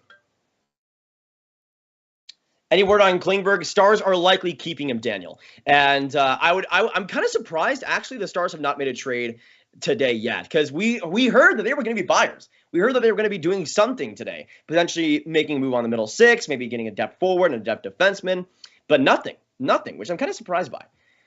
Yeah, Pens did have interest in Bertuzzi. I feel like that's a natural fit. The problem is just the asking price. I think for the Pens, it would be too much, and they'd likely have to get rid of John Marino, which I just don't think they want to do. Mott's a big one. He has to be dealt. Like, if both Mott and Schenn aren't dealt, I'm going to be pretty surprised, because I feel like with Vancouver, this is a seller's market right now, and they could capitalize on that. Big LA surprise coming. I could see that. How come Tampa's only going for forward depth? I feel like defensively they're pretty set, though I could see them going for another depth defense. But I mean, I think Luke Schenn makes sense for them if they still have the cap for him. But yeah, I think they're going more for forward depth just because they have less than the AHL specifically there. But I also think they have less just on the NHL roster. Like their bottom six looked fine. Their third line with Maroon, Ross Colton, and Perry was great to start out the season. But it makes sense for me why they go after Nick Paul and then go after a bigger one in Brandon Hagel.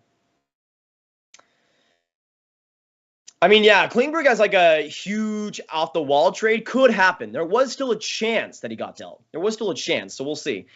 If Garland does get moved, I think it's either the Rangers or the Penguins. Those are like my two teams in Garland that I really expect to be the suitors for him. But again, it's kind of all over the place right now. Besser could be moved. We could see Garland moved. The Canucks are really like the biggest seller left, with the Habs now trading both Lehkonen and Sherratt recently. So maybe the Canucks could bring this trade deadline wide open. They still got Mott, they still got Schenn, they still got Besser, they still got Halak, they still got Garland. There is a ton still available right now. Rangers are not making any more moves. I'd be surprised by that. Zach Sanford traded from Ottawa to the Winnipeg Jets from Darren Dreger. Sanford going to the Jets. Interesting little deal there. I mean, Sanford has not really done all that well on the Sens from what I've seen. But Jets acquire Sanford. That's an interesting deal. I guess so far they're buying. Sanford's a decent depth option. I'm not sure where he'd fit on Winnipeg's system. Let me see. Interesting player there, though. But the Jets do acquire Sanford from the Sens, so a decent little depth move there.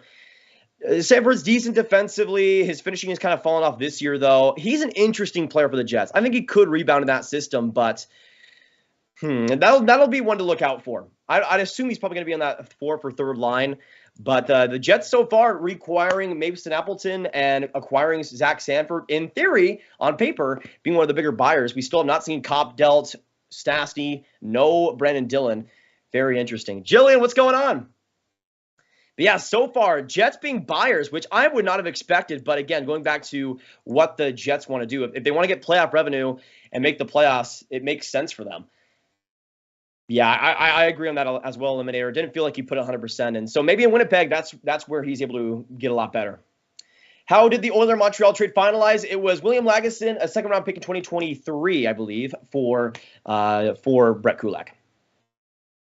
So we'll see what the trade details are on that one. And there you go. Artturi Lehkonen officially dealt to the Colorado Avalanche in exchange 2024 Avalanche pick, the second rounder, and also defensive prospect Justin Barron. I think it's solid for both teams still. Will Hoffman be on the move? What will he fetch for the Habs? I think it'll be like a third-round pick, maybe a fourth on top of that. I don't think it's going to be insane or anything, but I could see the Habs dealing him. Let me know your last thoughts, by the way, on the Lehkonen deal, and we now have the Lecky deal as well on the side. Appreciate that. Winnipeg Foles in the next 10 years anyways. Any more moves for Dallas? Not yet, Dayton, but again, I do expect the Stars to be busy in these last few minutes. We right now have almost 30 minutes to go until the trade deadline is over. We're right now 33 minutes away, so it's almost here. It is almost here.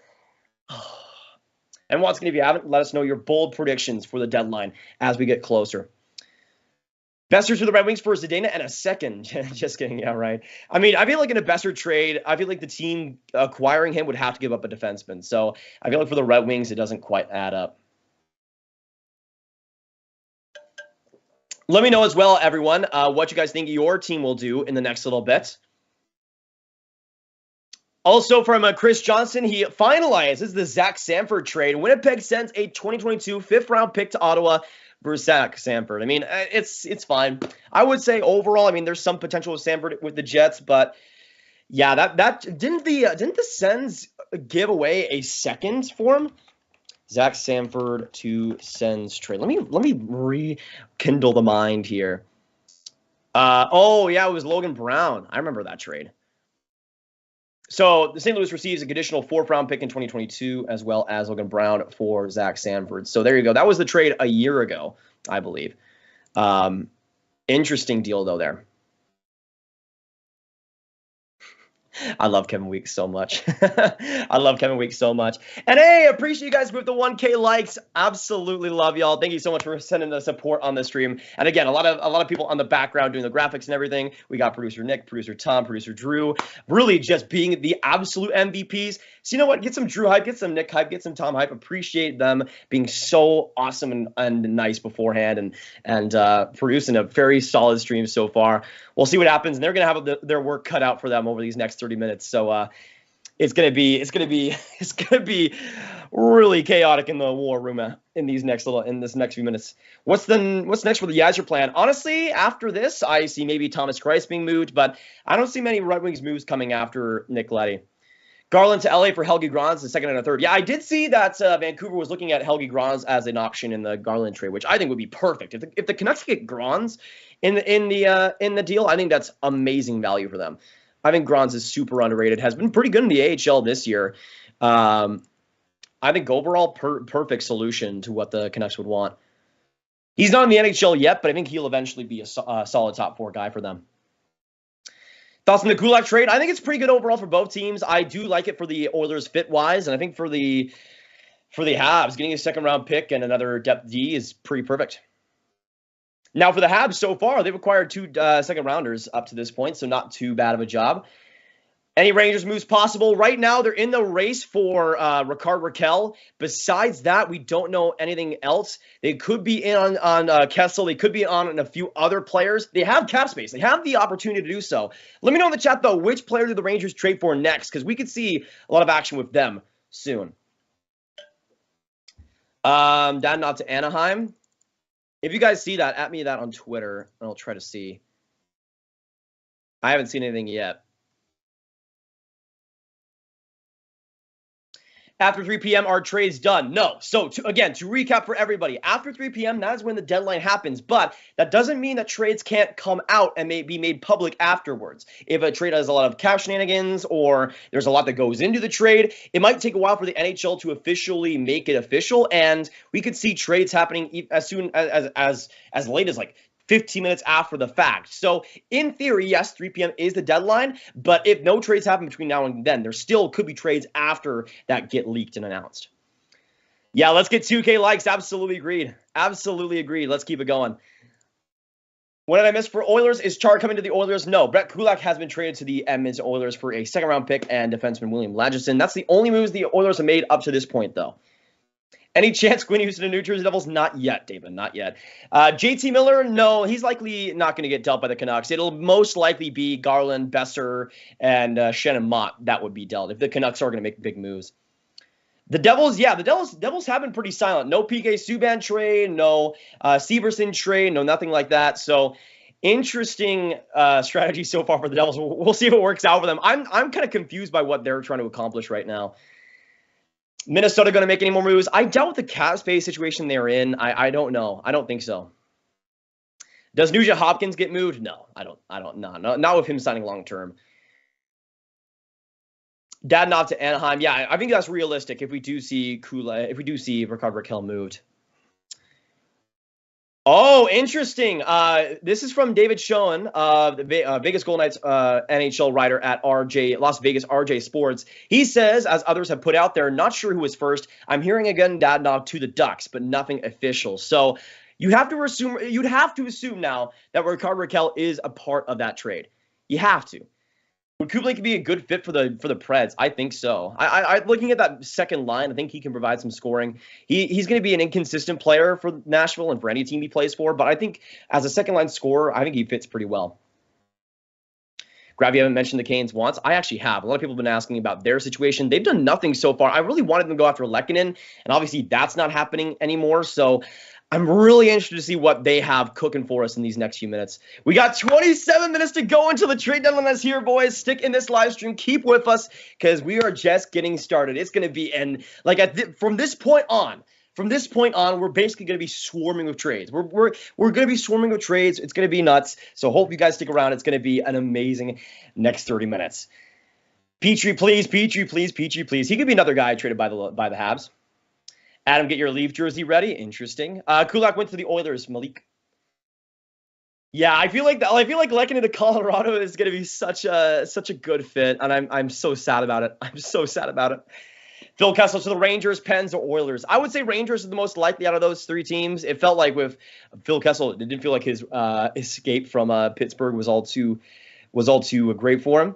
The call before the storm, absolutely, Andre, absolutely. I mean, it's actually very ominous because it is actually storming outside in Dallas, Texas right now. It's raining, so exactly calm before the storm. But I guess the storm's starting now. The Blues already traded for Nick Leddy, Jay. They already traded for Nick Leddy. I believe it was Sundqvist, a part of that deal, but the main piece going back to Detroit was a 2022 second rounder. So yeah, they traded for Nick Leddy, adding onto that defense. We'll see if they can do anything else. Should my Kings go for it or wait until next year? I think the Kings could. I think they're fine either way. I'd go more long term, which is why I think Jacob Chikrin will be the best addition for them they could possibly make. But I do think if they go for rentals, they're still very well off.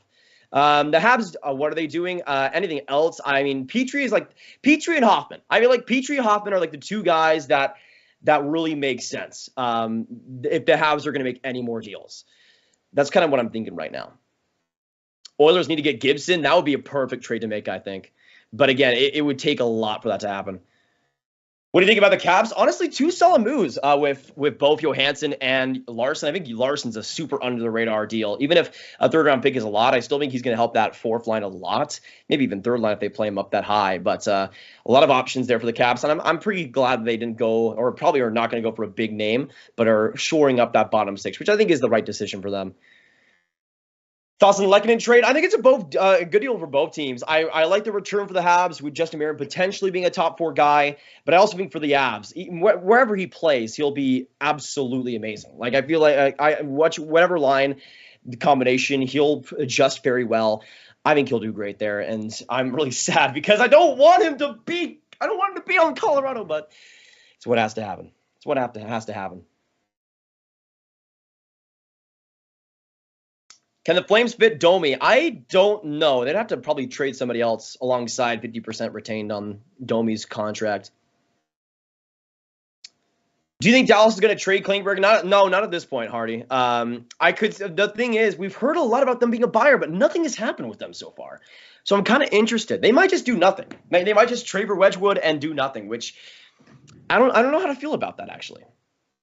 Petrie with 50% retained for Kerfoot and a second rounder. No, I think it would have to be more than that. I think it would probably be like a first and a decent prospect for Petrie, mostly because of the term that Petrie has. I think that's one of the biggest parts.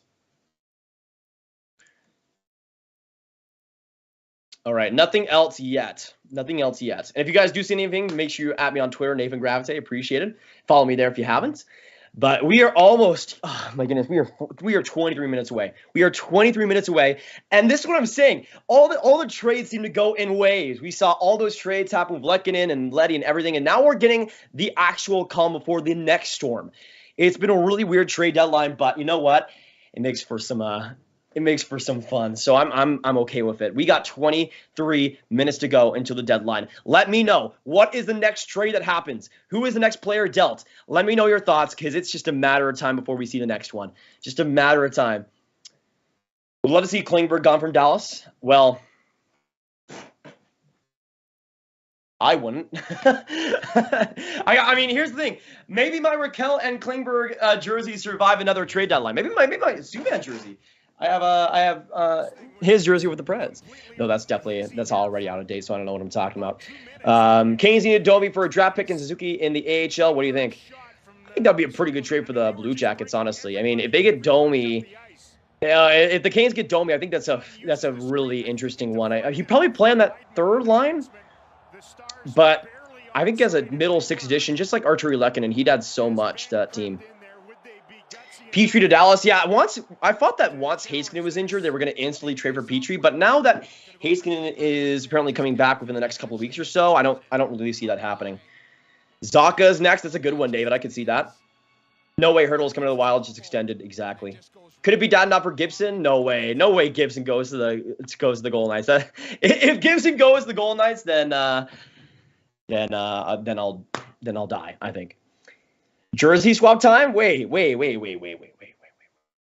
Which jersey are we swapping to? Which jersey are we swapping to? Should we swap to the Raquel deal to actually make a trade happen? Because I can do that. You know what? Yes. Let's do it. Okay, so if you don't know, we went to this Avs jersey to make a deal happen for Colorado. So we are going to move on to this Raquel jersey to make the Raquel deal finally happen. Please. So you know what? I will take you up on that offer, Drew. I will take you up on that offer. Let's go. Ducks jersey is being put on as we speak.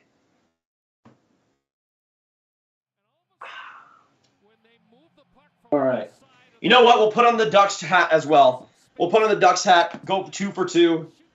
We need the luck. We need the extra luck to happen. All right. So now it is confirmed. Raquel will be traded. Absolutely now. There's no way it doesn't. All right. Let's hang up the Avs jersey in the background now. Let's multitask. This is risky business with 20 minutes to go. I don't want to miss any trades. Okay. All right. What did we miss? Because there's definitely something I missed. Definitely gotta be something. Okay, nothing. Woo! There we go. Okay, so this is, in my opinion, one of the best jerseys I have in my collection. Absolutely love it. Raquel on the back. Beautiful. In my opinion, this should be I know a lot of people say bring back the Mighty Ducks jersey, but make this the home jersey. Make this specific one the home jersey. I know it was a 25th anniversary, but I don't care. Make it happen. Nathan, I dare you to take off the Avs jersey as soon as how dare you take off the Avs jersey as soon as I come back, just to spite you, Kelly. Sorry. By the way, from Michael Russo, hearing Dmitry Kulikov is changing his number and naturally giving Marc-Andre Fleury a Hall of Famer, number 29. Believe Kulikov will wear number 7 tonight. Not bad. Nothing else has happened yet, though. But we got a Raquel trade coming. It's got to happen now. And now, since we know that Dadonov could be going to the Ducks, I feel like it has to be to Vegas. There's no other way. Put in an Islanders jersey. John, I hate to be the bearer of bad news, but the Islanders jersey I have has John Tavares on the back. So, let me get it right now. As an example. Because once Tavares signed with Toronto, these things went on sale for like $50. So I don't know if this is the Islanders jersey you want me to hang up. If it is, that's fantastic. But I know it's cursed. Okay. But it was cheap. So give me a break. Anyways. All right, let's see. Anything else? Not yet. Potato to the Sharks for Merkley. What? No way. What? From Corey Mosaic of The Athletic. This is for Sharks forward Nick Merkley. The Rangers are sending Anthony Potato for Nick Merkley? Okay. I like that for the Rangers. So Rangers and Sharks trade Nick Merkley going to the Rangers in exchange for Anthony Potato defensive depth. I mean, I'm sad because Anthony Potato, New York boy, but Nick Merkley is an interesting one. He could be on the roster. He's kind of back and forth between the AHL and the NHL, kind of like Senyshyn, who we talked about earlier. But I think he could be an option for the Rangers, definitely. But there's a sneaky little trade before we get into the big meat and potatoes of this deadline. Certainly interesting, though. I like that for the Rangers. I like that. Even though they do lose some defensive depth, at the same time, you get a guy who's magic beans. Could be something, could be nothing. But I guess the Rangers did something. Let's go. The cup is coming to New York.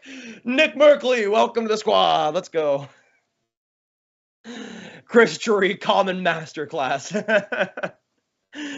Oh man, I mean, it's true. It's true. It is a steal. It is a steal, but it is a common history masterclass where New York is winning the cup, baby. It's happening. I mean, let me know, yes or no. I think we can all agree, yes, that the Rangers are winning the cup because of this trade. Yeah, right? I agree.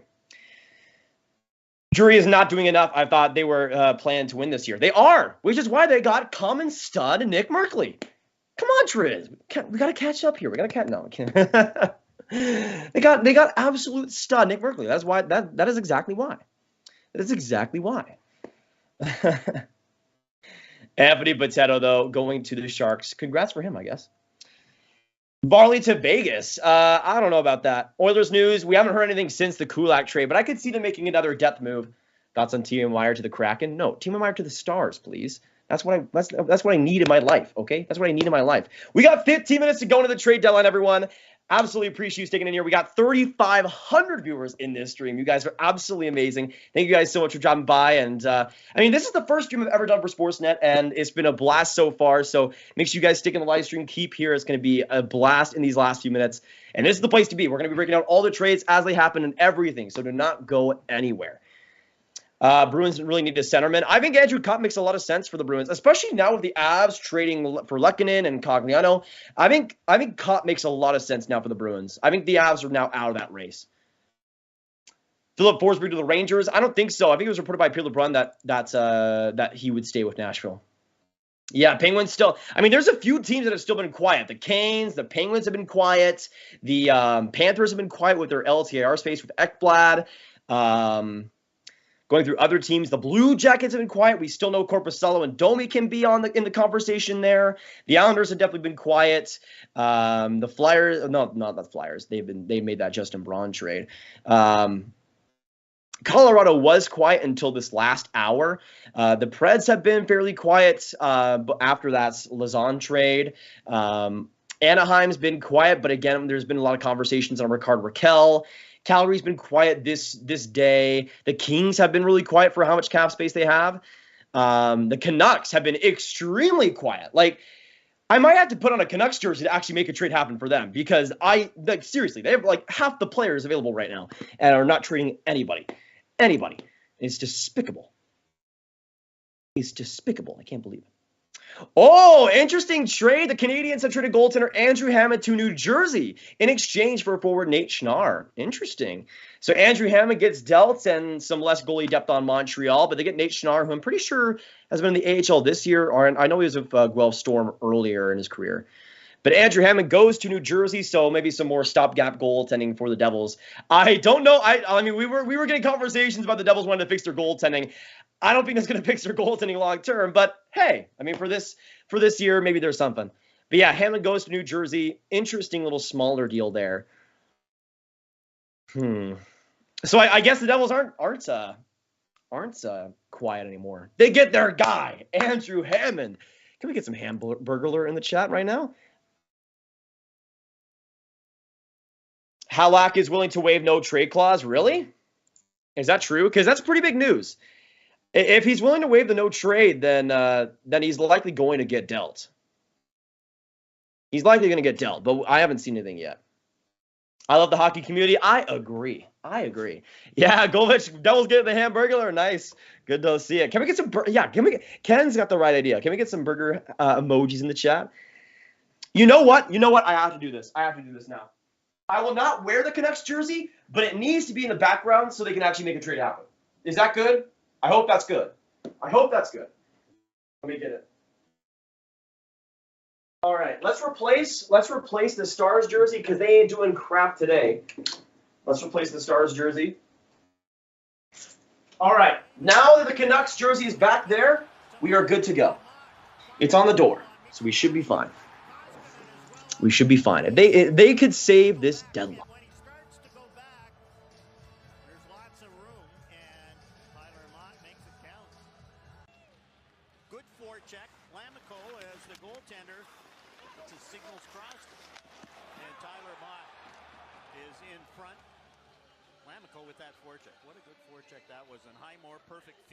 Let's go, Andrew Copp to the Rangers. I got so excited. I think the cam froze. I think the cam froze for a second. I got so excited. Andrew Copp is going to New York. Let's go. Let's go. Andrew Copp is a New York Ranger, and that is beautiful. We have a trade that is beautiful. That's exactly the trade I wanted to see them make. Exactly the trade I wanted to see them make. Oh, my goodness. I love that the cam froze, though. Andrew Copp to the Rangers is agreed upon from David Pagnotta. They are acquiring Andrew Copp. Let's go. Finally, the Jets give us something. Finally.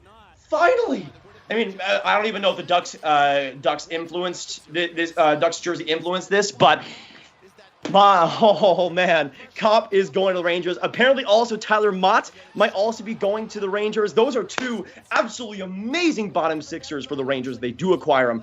I am really interested to see what this trade package looks like. But we get one of the bigger trades of the deadline with 10 minutes to go. Huge deal for the Rangers. Copp and Chris Drury W. Oh, wow. I love that.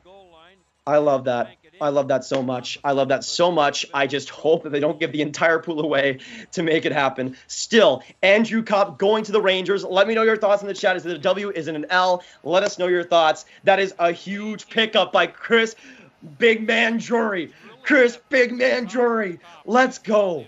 That's going to be so key on that third line. They can replace Philip Hedl as the third line center. That's easy money. They can now not to have Hedl as the third line C. They can have Copp right there.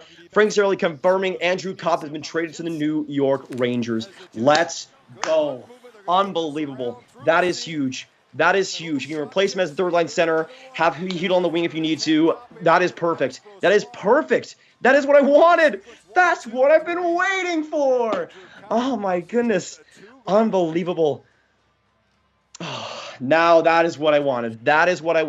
We'll obviously see what the return is here, but that is the perfect pickup for the Rangers. And if they get Tyler Mott, that bottom six is officially okay.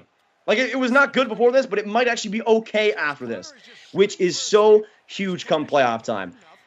I really want to know what this return is. Please, somebody give me the return. Please, somebody give me the return. Oh my goodness, please. I need this in my life. I am hyperventilating because I have a feeling we're going to trade like Lafreniere for Andrew Copp or something. But man, the Rangers make a big splash. That's what we wanted. The Rangers were quiet or semi-quiet with trading Braun and trading for Vetrano. No, they get Copp, they get their guy, and they could also get Tyler Mott too. This is going to be interesting, ladies and gentlemen. This is going to be interesting. We have 9 minutes to go until the trade deadline is here. Subscribe, hit that like button. We're right now at 1.1K likes, so keep the hype going. And stick in here because this is the place to be. We're going to have graphics and live trade breaks for every single bit of news. So whether you're at school or whatever it might be, this is the place to be. It's good to have you guys drop in. Let me know your trade predictions in the chat. What trade happens next? We now know Copp is going to the Rangers. Okay, I'm hoping this is the start of the next big wave. Of trades. Oh, man, I am so excited for Copp with the Rangers, though. His face-off ability, his solid defensive play, good physicality. He's a good finisher, too. Third-line center. That is perfect. I love that. Just don't trade the entire pool. I don't want to go out and say it's an amazing trade yet because anything can happen. Oh, my goodness. I'm going nuts, y'all. Inside my brain, I'm going nuts. I haven't seen anything on Halak, though I should look up on Rick Dollywall and see if anything's there. Nothing from him yet. Oh, man. We have 8 minutes to go. Until the trade deadline officially goes by. Get your last-minute predictions. What is going to be the biggest trade happening in these last few minutes? Let me know your thoughts. Oh, by the way, from Emily Kaplan, as I reported on our trade deadline show, the New York Rangers have acquired Andrew Copp per sources. Multiple teams were in on the forward. Should be a good cultural fit in New York. His game is geared for the playoffs. Exactly, Emily. Exactly. Copp, huge there. Now, the thing is, for me, I'm kind of interested to see if the Rangers will actually re-sign him. He's going to be a UFA after this year. I feel like they might actually just have him as a rental, maybe for 2 more years. But I'm pretty sure he's 27. He's going to be right in the heart of his career. I could also see him wanting a longer-term deal, potentially. So there you go. You see some of the lines there for the Rangers. I think easily you take off Philip Hedl on that third line center and you are good. They might, if they only trade for Cup, they might just have him as the second line right wing for now while Kakko gets back to health. Maybe. But I feel like he's going to be on the third line center for the starts. You could bump down Hedl you could bump down Hedl to the third line right wing. Maybe have Hunt at the fourth line. I feel like that's what I would go for. You still have Gaudreau on that third line. That works. But I feel like as that third line center or second line right wing, he's perfect. He's perfect. He is perfect. He's perfect. He's perfect. He's amazing. I love him. I love him so much. Oh, what a trade by Chris Drury. What a trade by Chris Drury. What an acquisition by Chris Drury. You love to see it. You love to see it. Yeah, the Raquel trade has not happened yet, but we must hold out hope because the Raquel jersey is on, okay? The Raquel jersey is on. We got to hold out hope for this. It's going to be fantastic. It's going to be brilliant. Do not worry, boys and girls. Even that third line looking nasty. I would say top trades. I would say Lekkonen's still 5 for now. Looking at that. Sorry, by the way, we got Nick coming in on my ear. Right now with the top 5, I don't even know if I would still say, yeah, I'd still say Lekkonen number 5. I would say, it depends on the return though, because if this is, I really hope this is not. Here's my theory though. With Cup going to the Jets, I feel like it's going to be the Rangers 2022 first, and that's it. That's kind of what I'm expecting. I think it'll just be the 2022 first, and that'll be it. It might be a second and an okay prospect because they do have the Blues and their own pick, the Rangers. So maybe there's some flexibility there, but I do think it'll be a high pick for Cup. Hearing the Canucks have traded Tyler Mott to the Rangers for a 2023 4th-round pick. The bottom 6 is becoming legendary. Thank you, Frank. Oh my goodness. Tyler Mott for a 4th. For a 4th. Unbelievable job by Chris Drury. That is a humongous acquisition. Common Chris Drury masterclass. Oh my goodness, a 4th round. It's not even a 4th round pick this year. It's a 4th round pick in 2023. I will take that every single day of the week. That is tremendous value. Are you kidding me? For a 4th round pick? For a 4th round pick? Steal. Chris Drury, I will pray to you. I will pray to you after this. Unbelievable. It's not even a 4th this year, man. It's not even a 4th this year. What a trade by Chris Drury. Mott is going to the New York Rangers, and the Canucks, I'm looking the wrong way. The Canucks have finally done something. I told you guys it was going to work. I thought Mott was going to get a second. I really thought Mott was going to get a second. For how much players of his... Oh, as well, Kevin Weeks breaking the Kotkaniemi 8-year extension. We knew that already, but I think we heard confirmation that it couldn't happen until the trade deadline passed, so... Kotkaniemi is there, but we have 4 minutes to go until the trade deadline officially is over. We got almost 4,000 people in here. Hit that like button if you're enjoying so far. Subscribe if you are new. Join us for the last few minutes of this deadline. You will not want to go anywhere else. This is the place to be. What a trade by the New York Rangers acquiring Tyler Mott for a 4th rounder. He could be the 4th line center and replace Greg McKegg completely. This is perfect. No more Greg McKegg, man. Oh, this is amazing. And I would say they're maybe even more likely to keep Mott past this season than Copp. But I love me some Tyler Mott. I thought he was going to get a huge overpay. A humongous overpay. But no. 4th round pick in 2023. That is elite. That is so good. Oh, Michael Russo of The Athletic, who covers the Wild, says the Wild do have one more trade coming.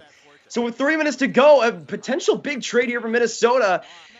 Oh, boy. What is going to happen in these next few minutes? Get your final predictions in the chat. It is about to go down. 1 or 3 more minutes to go. Holy cow. Mott and the Rangers making some big splashes before the deadline comes. And no more Greg McKegg. Let's go. Unbelievable. I think for the Canucks, again, I would have expected more from Mott, just with the playoff style he plays. Still, though, I think getting something for him is worth it. He wasn't going to re-sign, so it makes sense. Yeah, Rick Dollywell saying the Canucks could not agree on terms to a new deal with Mott. He is off to the Rangers for a 4th round pick. So there you go. There you go. So a wild trade is coming. Let me know in the chat, what do you guys see this trade actually being? Because I mean, what could it be? Would it be like a Phil Kessel? Would it be like a Rickard Rakell out of nowhere? That would be interesting. We got 2 minutes to go. 2 minutes to go until the trade deadline is here. Get your final predictions. Get your thoughts in the chat. I do not know what's going on right now. Oh, this is super stressful. And again, for a reminder for everybody right now in this chat, there are still trades that can go down after the fact, after the trade deadline expires. So make sure you stick around here, because even like 15 minutes after the deadline, we could see trades happen. So you will not want to go anywhere. This is the place to be. We're going to be announcing these trades as they go down. Tyler Mott is going to the Rangers, 4th round pick in 2023. Also, Andrew Kopp to the Rangers. Man, the Rangers saved the pre-deadline acquisitions. We got 1 minute to go. 1 minute to go. Oh, my goodness. What is going to happen? What is going to happen? Please, something else. Please, something else. Yeah, oh, wow. Oh, also, Joe Smith from the Athletics saying one name to watch with the Lightning is Luke Schenn. So we could potentially see Luke Schenn acquired by the Lightning. Oh boy, oh boy. Which player is getting traded next, everyone? Which team is trading a player next? Let me know. It's about to get steamy. It's about to get crazy. I'm predicting next trade is Rickard Rakell. I'm predicting next trade is Rickard Rakell. At this point, I am shocked if that does not happen. I am shocked. But we got so many players. Phil Kessel, Jeff Petrie, Mike Hoffman. So many options still. Besser, Garland. There's so much still available, even for the Canucks. All right, it has happened. 2 p.m. Central, 3 p.m. Eastern. The trade deadline is here. Stop your clocks. It is over. We will now see what trades come out of it in these next few minutes. So hold on, boys and girls. Get your seatbelts on, because we could be in for some insanity right now. From Pierre LeBrun, Jacob Chikrin stayed put. The Coyotes will revisit in the summer. Pencils down as well from Frank Cervelli. Deadline has passed.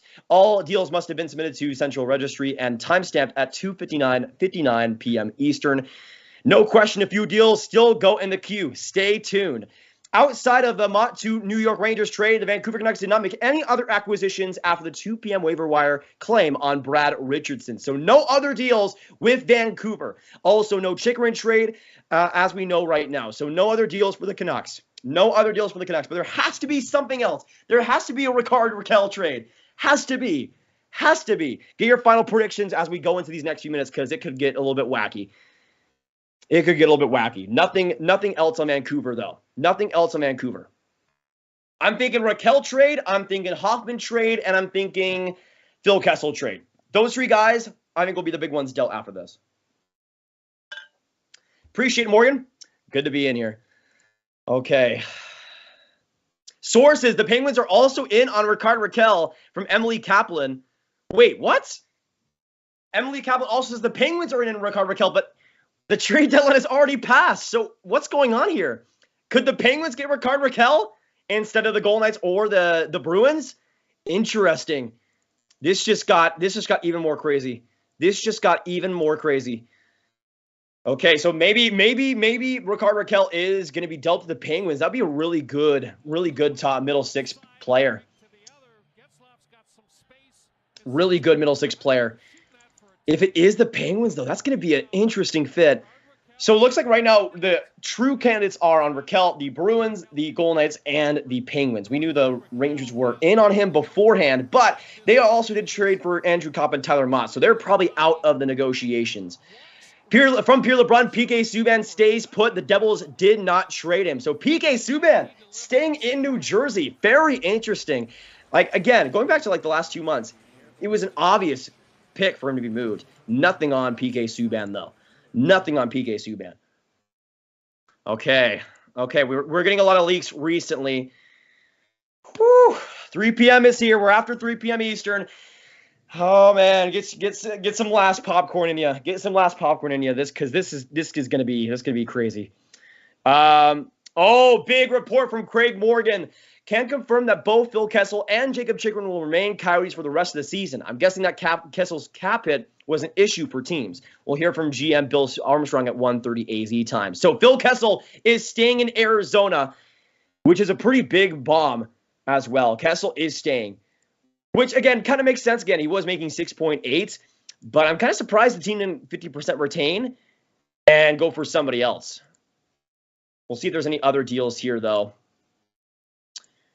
Oilers have acquired forward Derek Brassard at the deadline. Really? Wait a second. I need to see this.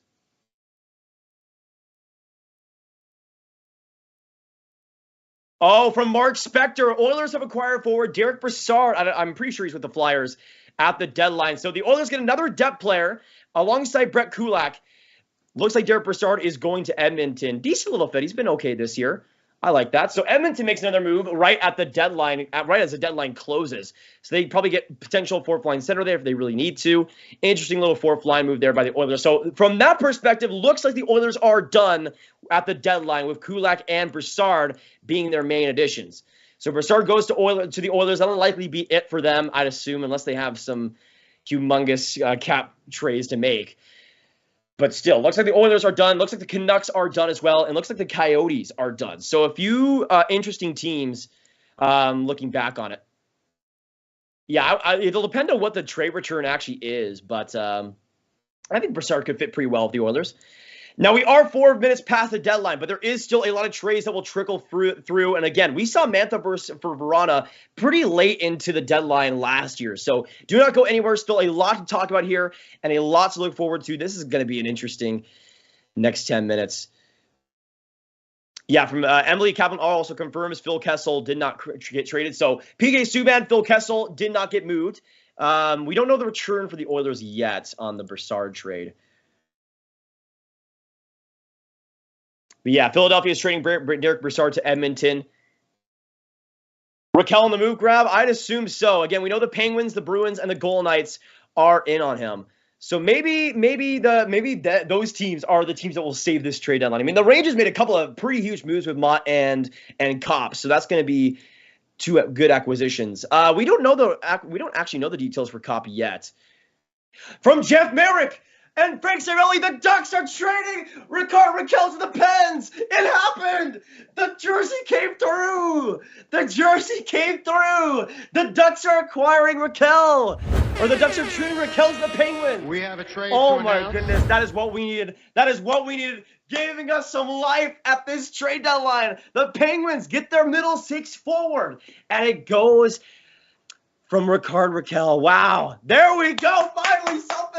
Finally something. Appreciate you, Pittsburgh. I appreciate you. Rickard Rakell will go to the Pittsburgh Penguins. Huge trade there. And that is the top six forward we knew that they wanted to have. Rickard Rakell goes to Pittsburgh. $3.7 million cap hit, UFA this year. Great overall skills, good hands, good finishing ability. He's a player that with the Penguins I think could do some really big things. He's going to be a solid player, though. I could probably see them maybe even playing him as high as the second line. He has some good versatility, though. I like that addition for the Pens. I thought they needed somebody top six-wise on that team. They get Rickard Rakell. I'd assume some salary retention is there. But right now they got Gensel, Crosby, Rodriguez, then Heinen, Malkin, Rust. You could easily see him replacing Heinen on that second line left wing. I could easily see that. So that's some good addition for the Penguins. That's a big trade for them to make. You love to see that.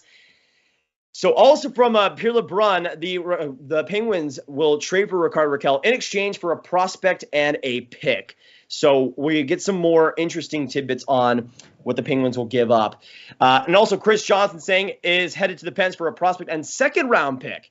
So the Penguins, I would assume maybe it's Samuel Poulin potentially.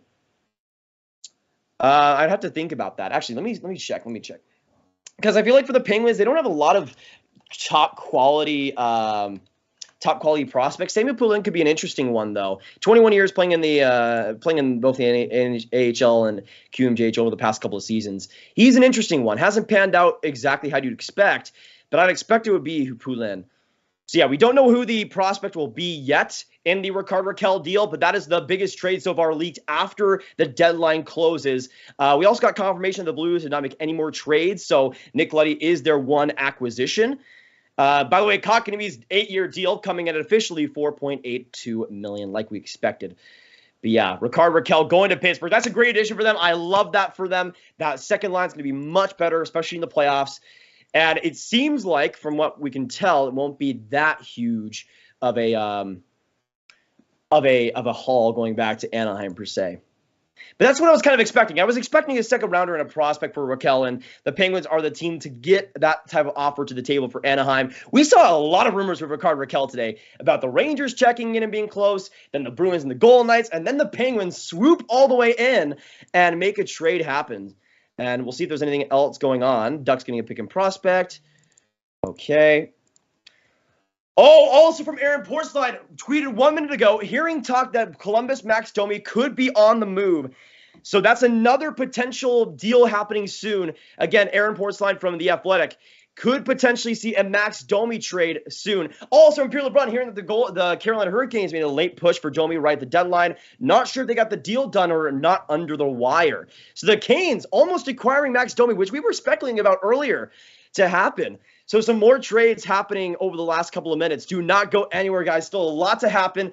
Make sure you subscribe. Hit that like button on the stream. We're at 1.2K likes. Let's get that up to 1.3. Appreciate your support today. Let me know in the chat if there's any more deals you guys think could happen. The Canes might be making a last-minute move at Domi. We'll see if it actually goes through. But Domi might be a Cane, and Rickard Rakell will be a Pittsburgh Penguin. So a couple of big moves potentially there in the Metro, which strengthens their rosters, especially for the Canes. I think Max Domi, if he does go to Carolina, could be a huge addition. Still not confirmed yet, but I feel like on that middle six, most likely on the third line, he brings some great skill, some tenacity. He's kind of like Nazem Kadri, where I think he makes some boneheaded decisions, but he's a guy that loves to get in play, get involved. I could see the Canes making a trade for him for sure. All right, let's see. What else we got? Chicago and Calgary talking Ryan Carpenter as the deadline hits. So Ryan Carpenter, a depth forward from the Blackhawks, potentially going to the Canes. That'll be an interesting one. So some more trades, again, leaking out as we get into the as we got into the last few minutes of the deadline. Still potentially more trade deadline deals to come. So do not go anywhere, and appreciate you guys sticking with us. So again, Carpenter potentially to the Calgary Flames, Max Domi potentially to the Canes. So we'll see that trade maybe go down soon. Let me see if there's anything else here. But yeah, Carpenter could be dealt. Wow, Domi's an interesting one though. With the Canes, Pierre LeBrun also confirming James Reimer staying put, was not traded by San Jose. Sharks don't want to move him, but teams were calling, stayed put with the Sharks. So James Reimer not going anywhere, no trade, and James Reimer will stay with San Jose. So that's some good confirmation there. But yeah, we're starting to get some leaks here on all the different players. And again, I would expect there could be still a pretty good trade here after the deadline that involves a lot of shenanigans with the cap, which might postpone things by quite a bit. So make sure you stick around, because I think these next 5 minutes are going to be interesting. We'll obviously get confirmation on Max Domi if he's actually headed to Carolina. We're going to get a lot more on potentially more trades within. I mean, still, we know that Phil Kessel won't be moved, but it'll be interesting to see what happens in these next few minutes. Now, I'm pretty sure going back to last year, the Verona and Mantha trade happened like a couple minutes after the deadline, but like those type of trades do take a while. I don't know if we actually know the Brassard trade details. Let me see if I can get back on that. No, I don't think we've seen anything yet, but I would expect it's probably for like a 4th round pick or something. That would be what I would expect. What is Minnesota doing? They are likely not making any more trades. So we know the Coyotes are done. The Canucks are done. We also know other teams like the Devils are likely done as well. Some interesting ones. Domi's still in play here, though, so we'll see what happens. Let me know in the chat, where do you guys see Domi going as a potential last minute trade? Because this is going to be interesting. No Stars trades so far. I mean, looking at some of the surprising teams, we saw the Rangers make some big deals right at the very end. The Devils, really nothing besides the Andrew Hammond trade. No Stars deals. Nothing for the Wild outside of Flurry. Nothing so far for the Predators. That's a big surprise to me. That's a huge surprise to me, actually. I mean, the Preds had so much cap space. Unbelievable amount of cap space. I felt like they could have been one of the bigger buyers of this deadline if they really wanted to, and nothing for them. Hell Oh, Chris Johnston confirming Max Domi is headed to Carolina. It sounds like they got this in under the 3 p.m. Eastern wire. Max Domi is going to the Canes. From Chris Johnston, he reports it. He confirms it. Max Domi is going to Carolina. So there we go. I told you we might see potentially the deal go down soon, and it does.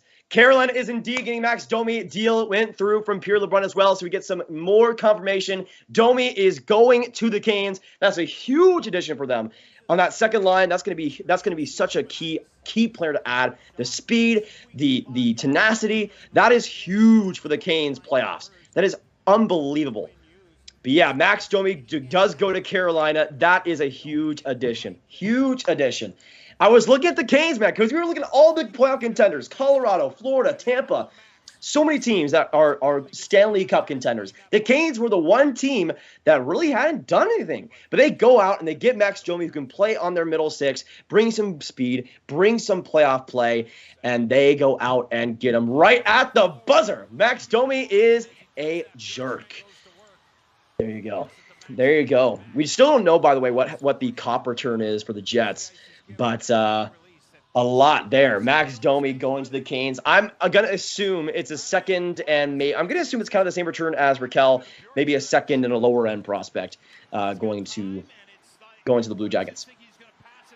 Max Domi is going to the Canes, and right now it is storming outside my house. Holy crap, I just heard that. I don't know if you guys heard that on the mic, but just a humongous lightning bolt just came outside my house. I might die in this live stream, but it's a risk I'm willing to take. Dang it. It's a risk I'm willing to take to give you guys all the news. Because that's how I do things. That's how it is. Okay? Ottawa is likely done as well. Yeah. Leafs also likely done unless we see a random trade right at the very end. But so many players, rental-wise, not traded. Luke Shen stays. Calvin DeHaan stays. Defensively, those two guys are pretty high profile. That's really interesting. You guys know, I was expecting the Leafs to trade for some depth defenseman.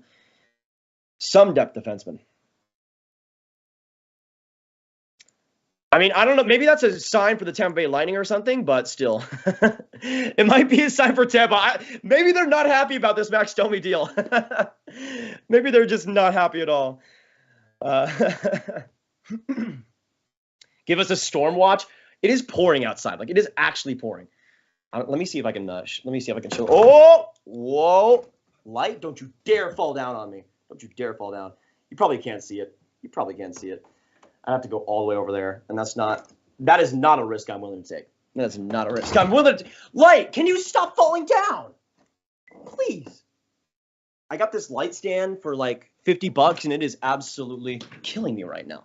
I think we're good now. Let me also bring up my camera a little bit. I think. Can I turn my monitor? There we go. Beautiful. We're good.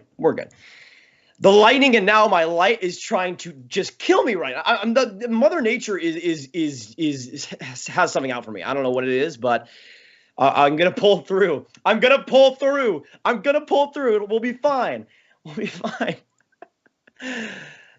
I'm refreshing a lot as well as we go through these shenanigans, and it looks like nothing else yet. David Pagnotta saying the Canes pushed for this throughout the day, made it happen ahead of the wire. So Canes had interest in Max Domi for a while and eventually got the trade going. Let me know on Twitter if you guys see the return for Cobb, because I still have not seen anything.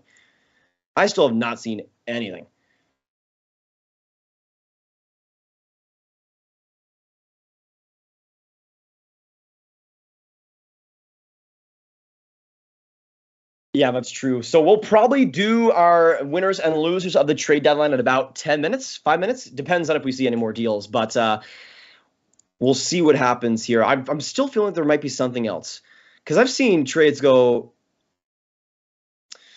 So Bob McKenzie says a second-round pick in 2022 plus a prospect and a roster player from Pittsburgh to Anaheim for Raquel. So we initially thought it would be a second-round pick and a prospect. Now apparently a roster player might be going to the Ducks. So probably somebody not that major, since we haven't heard about it yet. But a roster player going back to Anaheim. I don't think it'll be anything crazy, but that is another turn on that trade. Yeah, that's true. Michael Russo said there was another Minnesota Wild trade, and we did not see anything, which I'm really surprised by.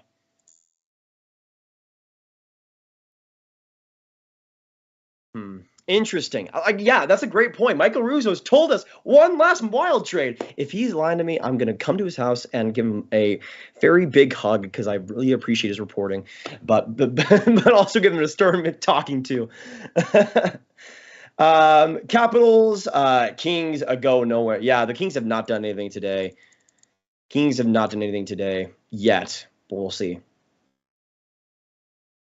Jeff Merrick as well saying there's a second round pick going to the Anaheim for the Ricard deal, plus more obviously, but a second for sure. So more confirmation on that Raquel deal. DeBrus to the Wild, maybe? But I'm trying to think about what would take so long for the Wild to announce that would be coming. Because we're 20 minutes after the deadline. But it'll be interesting. Let me know in the chat, what Wild deal could we see? Because it still has not been confirmed. And Michael Russo has not told us anything either. So I'm kind of skeptical right now. We'll see. But we did get one pretty big deal after the deadline in Ricard Raquel. And that was an expected one, but it's still.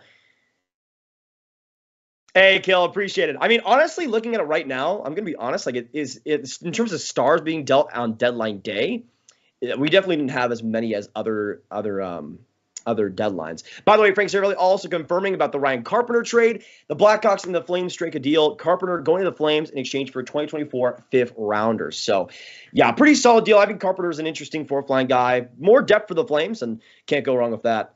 Can't go wrong with that.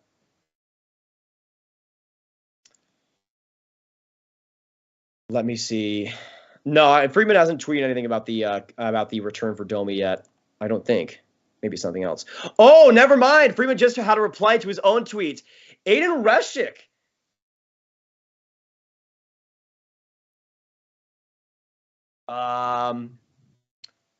Columbus. Wait, so okay, let's break this down. Elliot Freeman confirms Max Domi to Carolina. In exchange, he says, word for word, for Aiden Reshik, taken 94th overall in last draft. If that is the trade, I am so sorry, Blue Jackets fans. I am so sorry, Blue Jackets fans. I mean, Reshik is probably one of the most fine draft year defensemen I've ever watched. He's been fine this year. I really don't think there's there's not this groundbreaking part of his game that I like. He could be an NHL defenseman, but probably bottom pair if he makes it.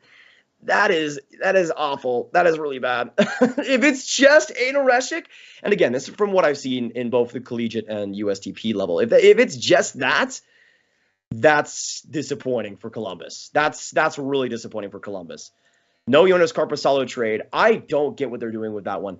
If it's just Aiden Reshik, then the Columbus Blue Jackets the Carolina Hurricanes made probably the steal of the entire deadline. I like Mott for a fourth rounder, but Domi for a defenseman that might only max out as a bottom pair guy. That's pretty good for the Canes. That's pretty good for the Canes. By the way, Darren Drager as well confirming, still working on Cop to the Rangers return for Winnipeg. Sounds like picks and a prospect. Okay. I mean, could we see Vitaly Kravtsov exchanged? Potentially? I mean, that'll be interesting to me. I'd assume it's maybe a second rounder in 2023 and maybe. Okay, here's my prediction for the Cop trade. I'm going to say second rounder in 2023. Which they do. Actually, I'm going to actually improve that to 2022. It's going to be the Blues 2022 second round pick, a fourth rounder, which was originally Winnipeg's, and Vitaly Kravtsov. That's what I'm predicting right now. We'll see what the actual trade return is, but we are hopefully going to get that pretty soon on the Cop side of things. What do you think about the Rangers? I think the Rangers had a pretty solid deadline, honestly. I love Kopp as the third line center. I love Tyler Mott on that fourth line. I mean, I was kind of scared there for a while. They weren't going to do anything, but I like those two additions. It makes their bottom six way more interesting, in my opinion, and way more suited for the playoffs. Could the NYR still have a Garland trade coming, though? Maybe.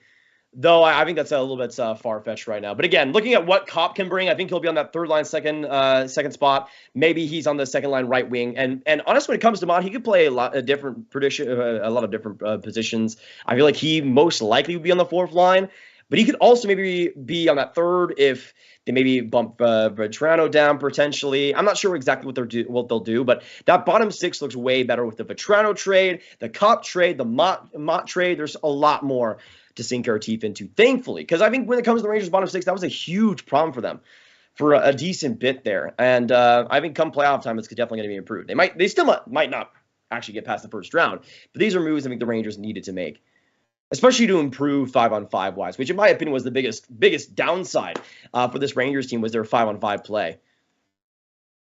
Also, big update on the Derek Brassard and Oilers trade. Frank Cervelli confirms the Oilers will give up a 4th-round pick in exchange for Derek Brassard. So pretty predictable on that one. And the poll, are you happy with your team's deadline moves?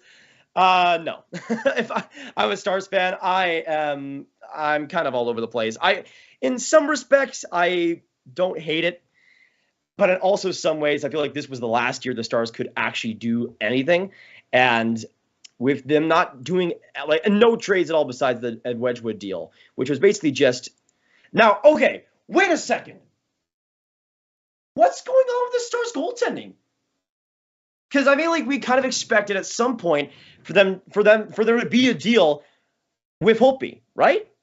With Wedgwood traded to the Stars to be the backup under Ottinger, to be healthy and be reliable. Is there no Holtby trade?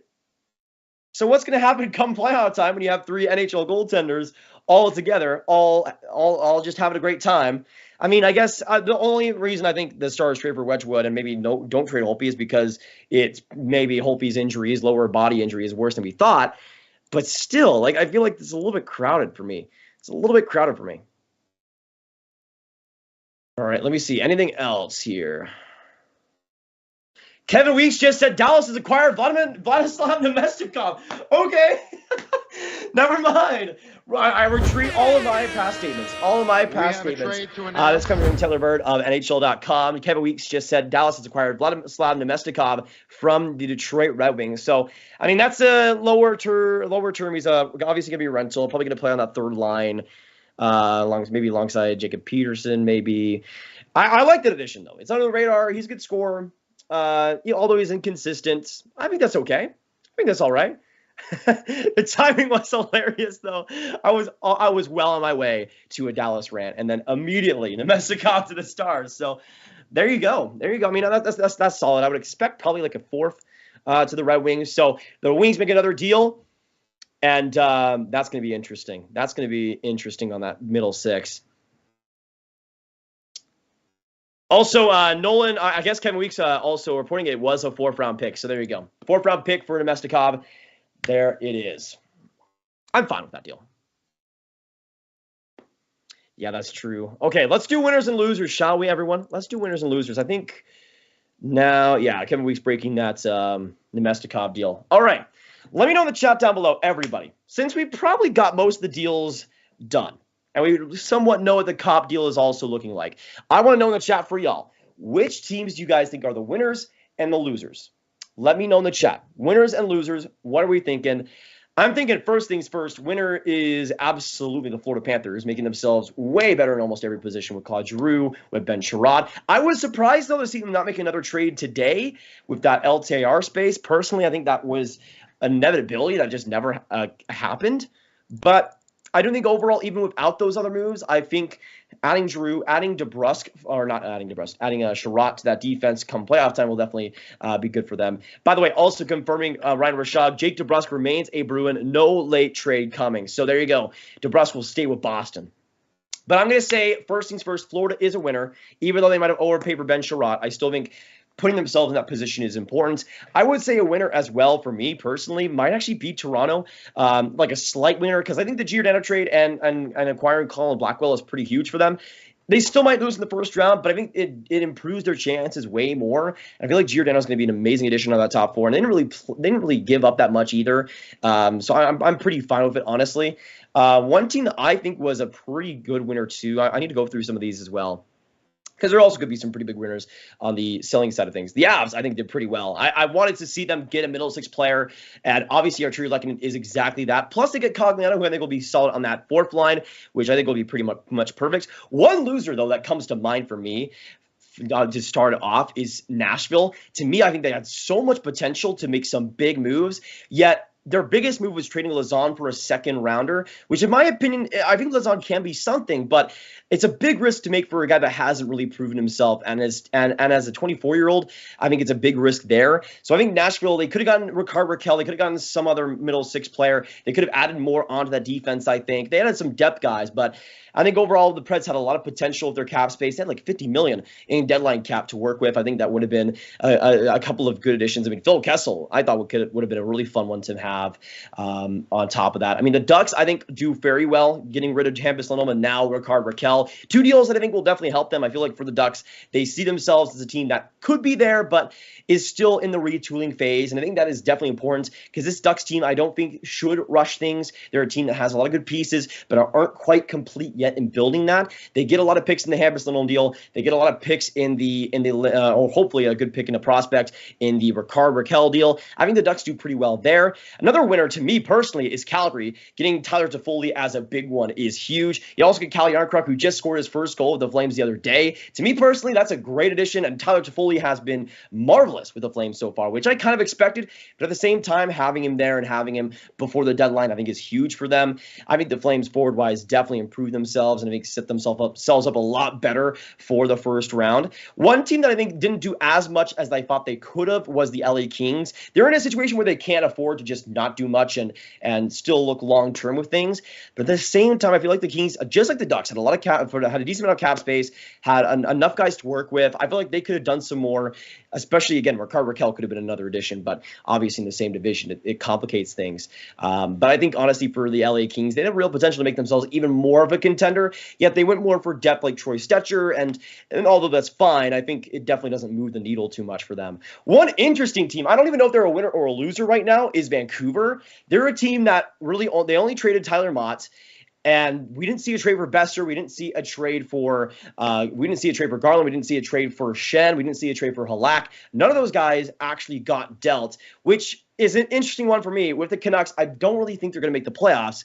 But this obviously with the selling and the amount of picks that teams were able to get back. To me, if you trade a guy like Besser, if you trade a guy like Garland, you could have gotten some maximum value, at least on the surface level and on the outside looking in. So for me, Vancouver maybe missed some opportunities here, only selling Tyler Mott. But it's interesting. They keep most of the guys. They keep most of the guys on the locker room, and they could still trade Garland and Besser in the offseason. That's still a possibility. One team that I think is definitely, although it's not even really their fault, is maybe Vegas as a potential loser. They're a team that was in on Rickard Rakell, didn't end up trading for him, but they're a team that's in a world of pain right now. They didn't even trade for a goaltender to fix some of the Band-Aid issues with Robin Leonard being out long term. There was nothing there. Obviously, the cap space is a huge issue for them, and with the injuries they had, it was definitely bad circumstances. But at the same time, I think they still could have done more and could have been a stronger team. At least adding a goaltender, I think would have been perfect. For me, a team that kind of missed some potential but also got some back was the Boston Bruins. We were talking about them getting a middle six player and potentially getting a Rickard Rakell or an Andrew Kopp specifically. They get none of those guys, but they do add a top 4 team and a Hampus Lindholm. So in some ways, I think they win. In some ways, I think they lose. I don't think they're going to get past a team like Tampa or Florida in the playoffs, just looking at their rosters as a whole. But I feel like for Boston, they're an interesting team. I don't think Lindholm puts them over the edge as a Stanley Cup winning team, but I do think it gives them a lot better of a chance. Personally, for me, Montreal's also another weird one where in some ways they won, in some ways they lost. If they went full blown sell, I think we could have still seen a Mike Hoffman trade, a Jake Allen trade, another trade on top of that. There was a lot of options for the Habs to potentially get rid of, but they do get rid of really the big guys we were looking for the Habs to trade: Arturi Lehkonen, Ben Sherratt, Tyler Toffoli. So all in all, with the package that the Habs got back, I think it's honestly pretty good for them. I think I would say their overall trade deadline was a win with how much they were able to get back. And we were expecting big things. But now with the Montreal Canadiens, their pick situation looks fantastic. They got 2 picks in both this year and next. They got 3 third-round picks this year. They got 3 fourth-round picks this year. Maybe not as much as we could have expected, but still overall good haul for the Habs. And especially this season, they're going to have a lot of picks to work with. So I'm pretty excited about that. Let me just make sure there's also no other trades here. Bob McKenzie saying Zach Aston-Reese is the Pittsburgh roster player who, assuming trade call is successfully completed, will be going to Anaheim as part of the return on Mark Raquel, second-round pick in 2022, and a prospect also going to the Ducks. Not bad for the Ducks. Honestly, Aston-Reese, I mean, I know there's a lot of controversy surrounding him. To me, personally, he's one of the better defensive players in the entire league. He probably won't be more than like a third liner at most for the Ducks, but still, I like that return for them. So what will likely be the trade is Rickard Rakell going to the Pens for a second-round pick in 2022, a prospect, and Zach Aston-Reese. So, assuming that is the deal, let's just say it's I don't know if it's going to be Samuel Poulin, but let's say it is. Let's say it's Samuel Poulin, second-round pick in 2022, and Zach Aston-Reese. Let me know in the chat, Penguins or Ducks, who do you guys think wins that trade? Let me know. We also got Elliot Freeman. For accounting purposes, the Max Domi deal is a three-way between Carolina, Florida, and Columbus. Some salary retention and prospects involved. See how it shapes out after the trade call. Interesting.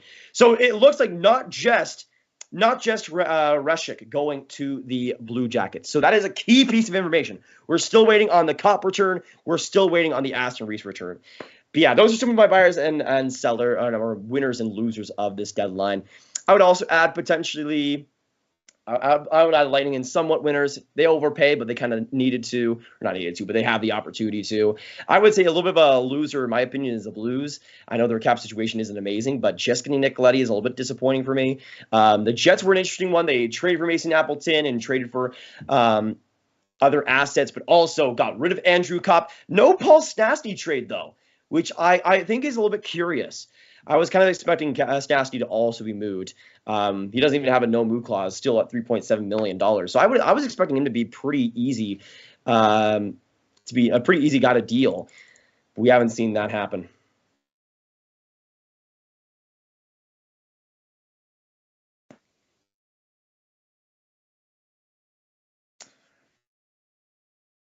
All right, so I'm thinking about maybe 15 more minutes on the stream. If we can get the details for Kopp and for Domi, then I can wait for that for sure.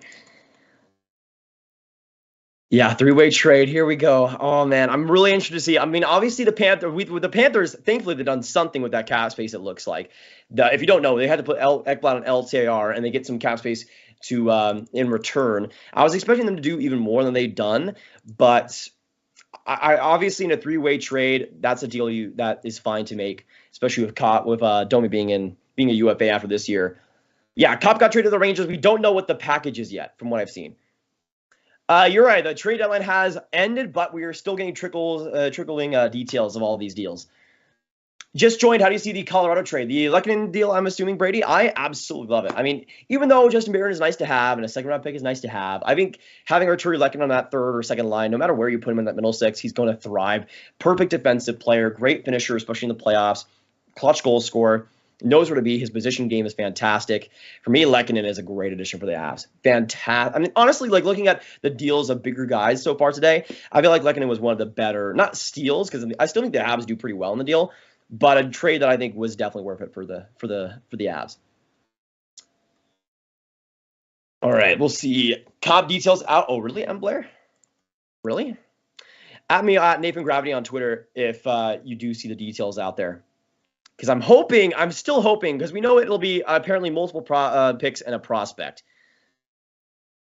Oh, Scott Billick from NHL Jets beat writer from Winnipeg Sun says, talk that the Jets are getting a young prospect defenseman from the Rangers as part of the return, but told is not Nils Lundqvist. It can't be. It's got to be Robertson, Matthew Robertson. No way it's Schneider. No, and especially no way it's Lundqvist now. I'd assume that's Matthew Robertson, early second-round pick back in 2019, I believe, of the Rangers. He'd be the guy that I would assume gets dealt. And that makes sense. I mean, I think when it comes to Robertson, he could be a decent fifth, fourth defenseman. He's in the AHL this season, has 10 points in 48 games. I would assume it's Robertson. Biggest steal so far was absolutely the Rangers getting Tyler Mott for a fourth. No doubt about it. That was the biggest steal. Even though I'm like not even the hugest Mott fan, I still think, honestly, for the Rangers, I was expecting a second. I like Mott a lot, though, of his defensive play. He's been great this year, especially. Good finishing ability. I think for the Rangers, getting that for a fourth, that's beautiful. That is beautiful work. Yeah, Robertson is what I would expect. Zach Jones could also be a part of that. That's true. From Pierre LeBrun, Florida involved as a third broker team before Carolina and Columbus to make the Max Domi money work under the cap. There's a few unsigned players involved. Complicated transaction. Ooh. Interesting. So, again, 3-team trade between Carolina, Columbus, and Florida to make the Max Domi work under the cap. A few unsigned players. Interesting. I'm trying to think about who those would be. But it was apparently from Pierre LeBrun, a complicated transaction. So we might not see the Max Domi full trade for a while, actually. Coyotes breakdown. So they traded, oh my goodness. They didn't trade many players, did they? They still keep Phil Kessel. They still keep Chikrin. They obviously traded Wedgwood yesterday. Overall, not as much of a selling deadline for the Coyotes as they thought they would have. Oh yeah, that's true. They did get Harry Sateri. That is the best deadline. That is the steal of the deadline. Harry Sateri claimed by the Coyotes. Absolutely. that's my Coyotes breakdown, Josh. And by the way, guys, as we're wrapping up here, make sure you hit that like button on the stream and subscribe to the Sports YouTube channel if you haven't already. It was a super fun deadline to experience with you guys. A lot of crazy moving parts throughout. I'm again looking at this Max Domi deal. We'll see what happens after this. Any Riley Smith news? No, nothing on that end. By the way, on the completed poll, are you happy with your team's deadline moves? 58% said yes, and 41% said no. 1.2K votes. There you go. Toronto breakdown. I mean, Harry Sateri doesn't exactly work out too well long term, but I think Mark Giordano is going to be a great addition for them. I like that they didn't have to give up a first round pick. I think he's going to be perfect on that middle pair with TJ Brody. I like it for the Leafs, and even though they didn't go after another guy, I think it's fine. I was expecting Luke Shen. We all know this. I was expecting Luke Shen, but still, I think overall, I think the Leafs did fine. I think they did okay. Though still, with the goaltending situation being as it is, I mean, really, I haven't even really thought about that. With the Leafs having Jack Campbell injured, now having Mrazek in the minors, and not even having Harry Sateri, who they signed, what is the Leafs goalie situation actually going to look like? Because I'm trying to think about the depth chart right now, and it's obviously you got Shalgren starting right now, but very interesting deadline. I mean, here's the thing for me: if I was the Leafs and I looked at the goalie market, why didn't you go after James Reimer? $2.7 million. You didn't even have to retain 50%, and you can make that deal happen under your cap. That's what I would have done, and that's what I think would be a perfect solution to their short-term, maybe even long-term problems. By the way, Aaron Porcelain confirming Max Domi trade to Carolina is in queue with NHL awaiting approval. So there you go. How do you think the Blackhawks did? I think they did fine. I mean, they get a second for Flurry, which is a little bit less than what I was expecting, but I actually think that's fair value for Flurry. He hasn't been amazing this year, so I think he's worthy of that. Grav 2020 second round bubble classic series between Stars and Avs have swapped players in a roundabout way with Coghlan and Nemestikov swapping teams from the bubble. Interesting. I don't know if I want to remind Drew of that series, though. Look at the Leddy trade. It was a second round pick plus Wellman and Sundqvist. Flyers also retained 50% on the deal of Derek Brassard. Apparently, Riley Nash going back to Tampa Bay. Interesting. Okay. Wasn't he just on waivers or something? Interesting. Let me know in the chat as well as we wrap up here. What was one trade your team didn't make that you wanted to see happen? Because as a Stars fan, I was really wanting a player like Rickard Rakell on the team, or even a Max Domi potentially. But let me know, what was one trade you guys wanted to see happen that didn't go down? And probably after that, we'll be wrapping up for the trade deadline show 2022 Bet99 net. I don't even know how long we've been live here. 3 hours and 46 minutes. Dang. Grav, someone said 33 trades in queue. What? No way. No way that's actually a thing. We would have heard about more of them by now. We would have been hear more. Wait. From Mark Shiga of the Hockey Writer, Kekalainen says Domi trade call is not been completed yet. Also says 33 trades are in the queue at Central Registry. 33? No way. That's got to be a typo. That's got to be a typo. That's got to be a typo. No way. There's maybe like 3. Maybe 3. There's no way there's 33 trades in the queue. We would have heard about some of them. There's no way 33 trades were that complicated enough to not hear about them yet. It's got to be like 3. Maybe it's a typo. I don't know. Yeah, I did see that. Interesting. I mean, I would expect it's 3, though. I would expect it's 3. Quick for a bag of chips. All right. So I would expect, again, that Mark Shig probably had a typo and had 3 trades. But that'll be it for the 2022 Trade Deadline Show, presented by Bet99.net. Thank you guys so much for joining us today. It was a crazy trade deadline. Not amazing, but a crazy one. A lot of deals happening right at the same time. Some big winners, some big losers. Thank you guys so much for joining me throughout this trade. It was an amazing one. Having the first year on Sportsnet be this one was an absolute honor. And I appreciate you guys coming in, supporting, and being awesome. And yeah, that'll be it for today. Have a fantastic day. Hit that like button, subscribe, and I will see you in the next one. Goodbye.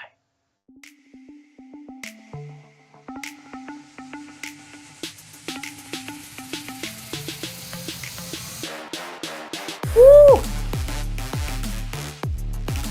There was some points throughout that stream where I'm like, holy crap, it's been 50 minutes without a trade.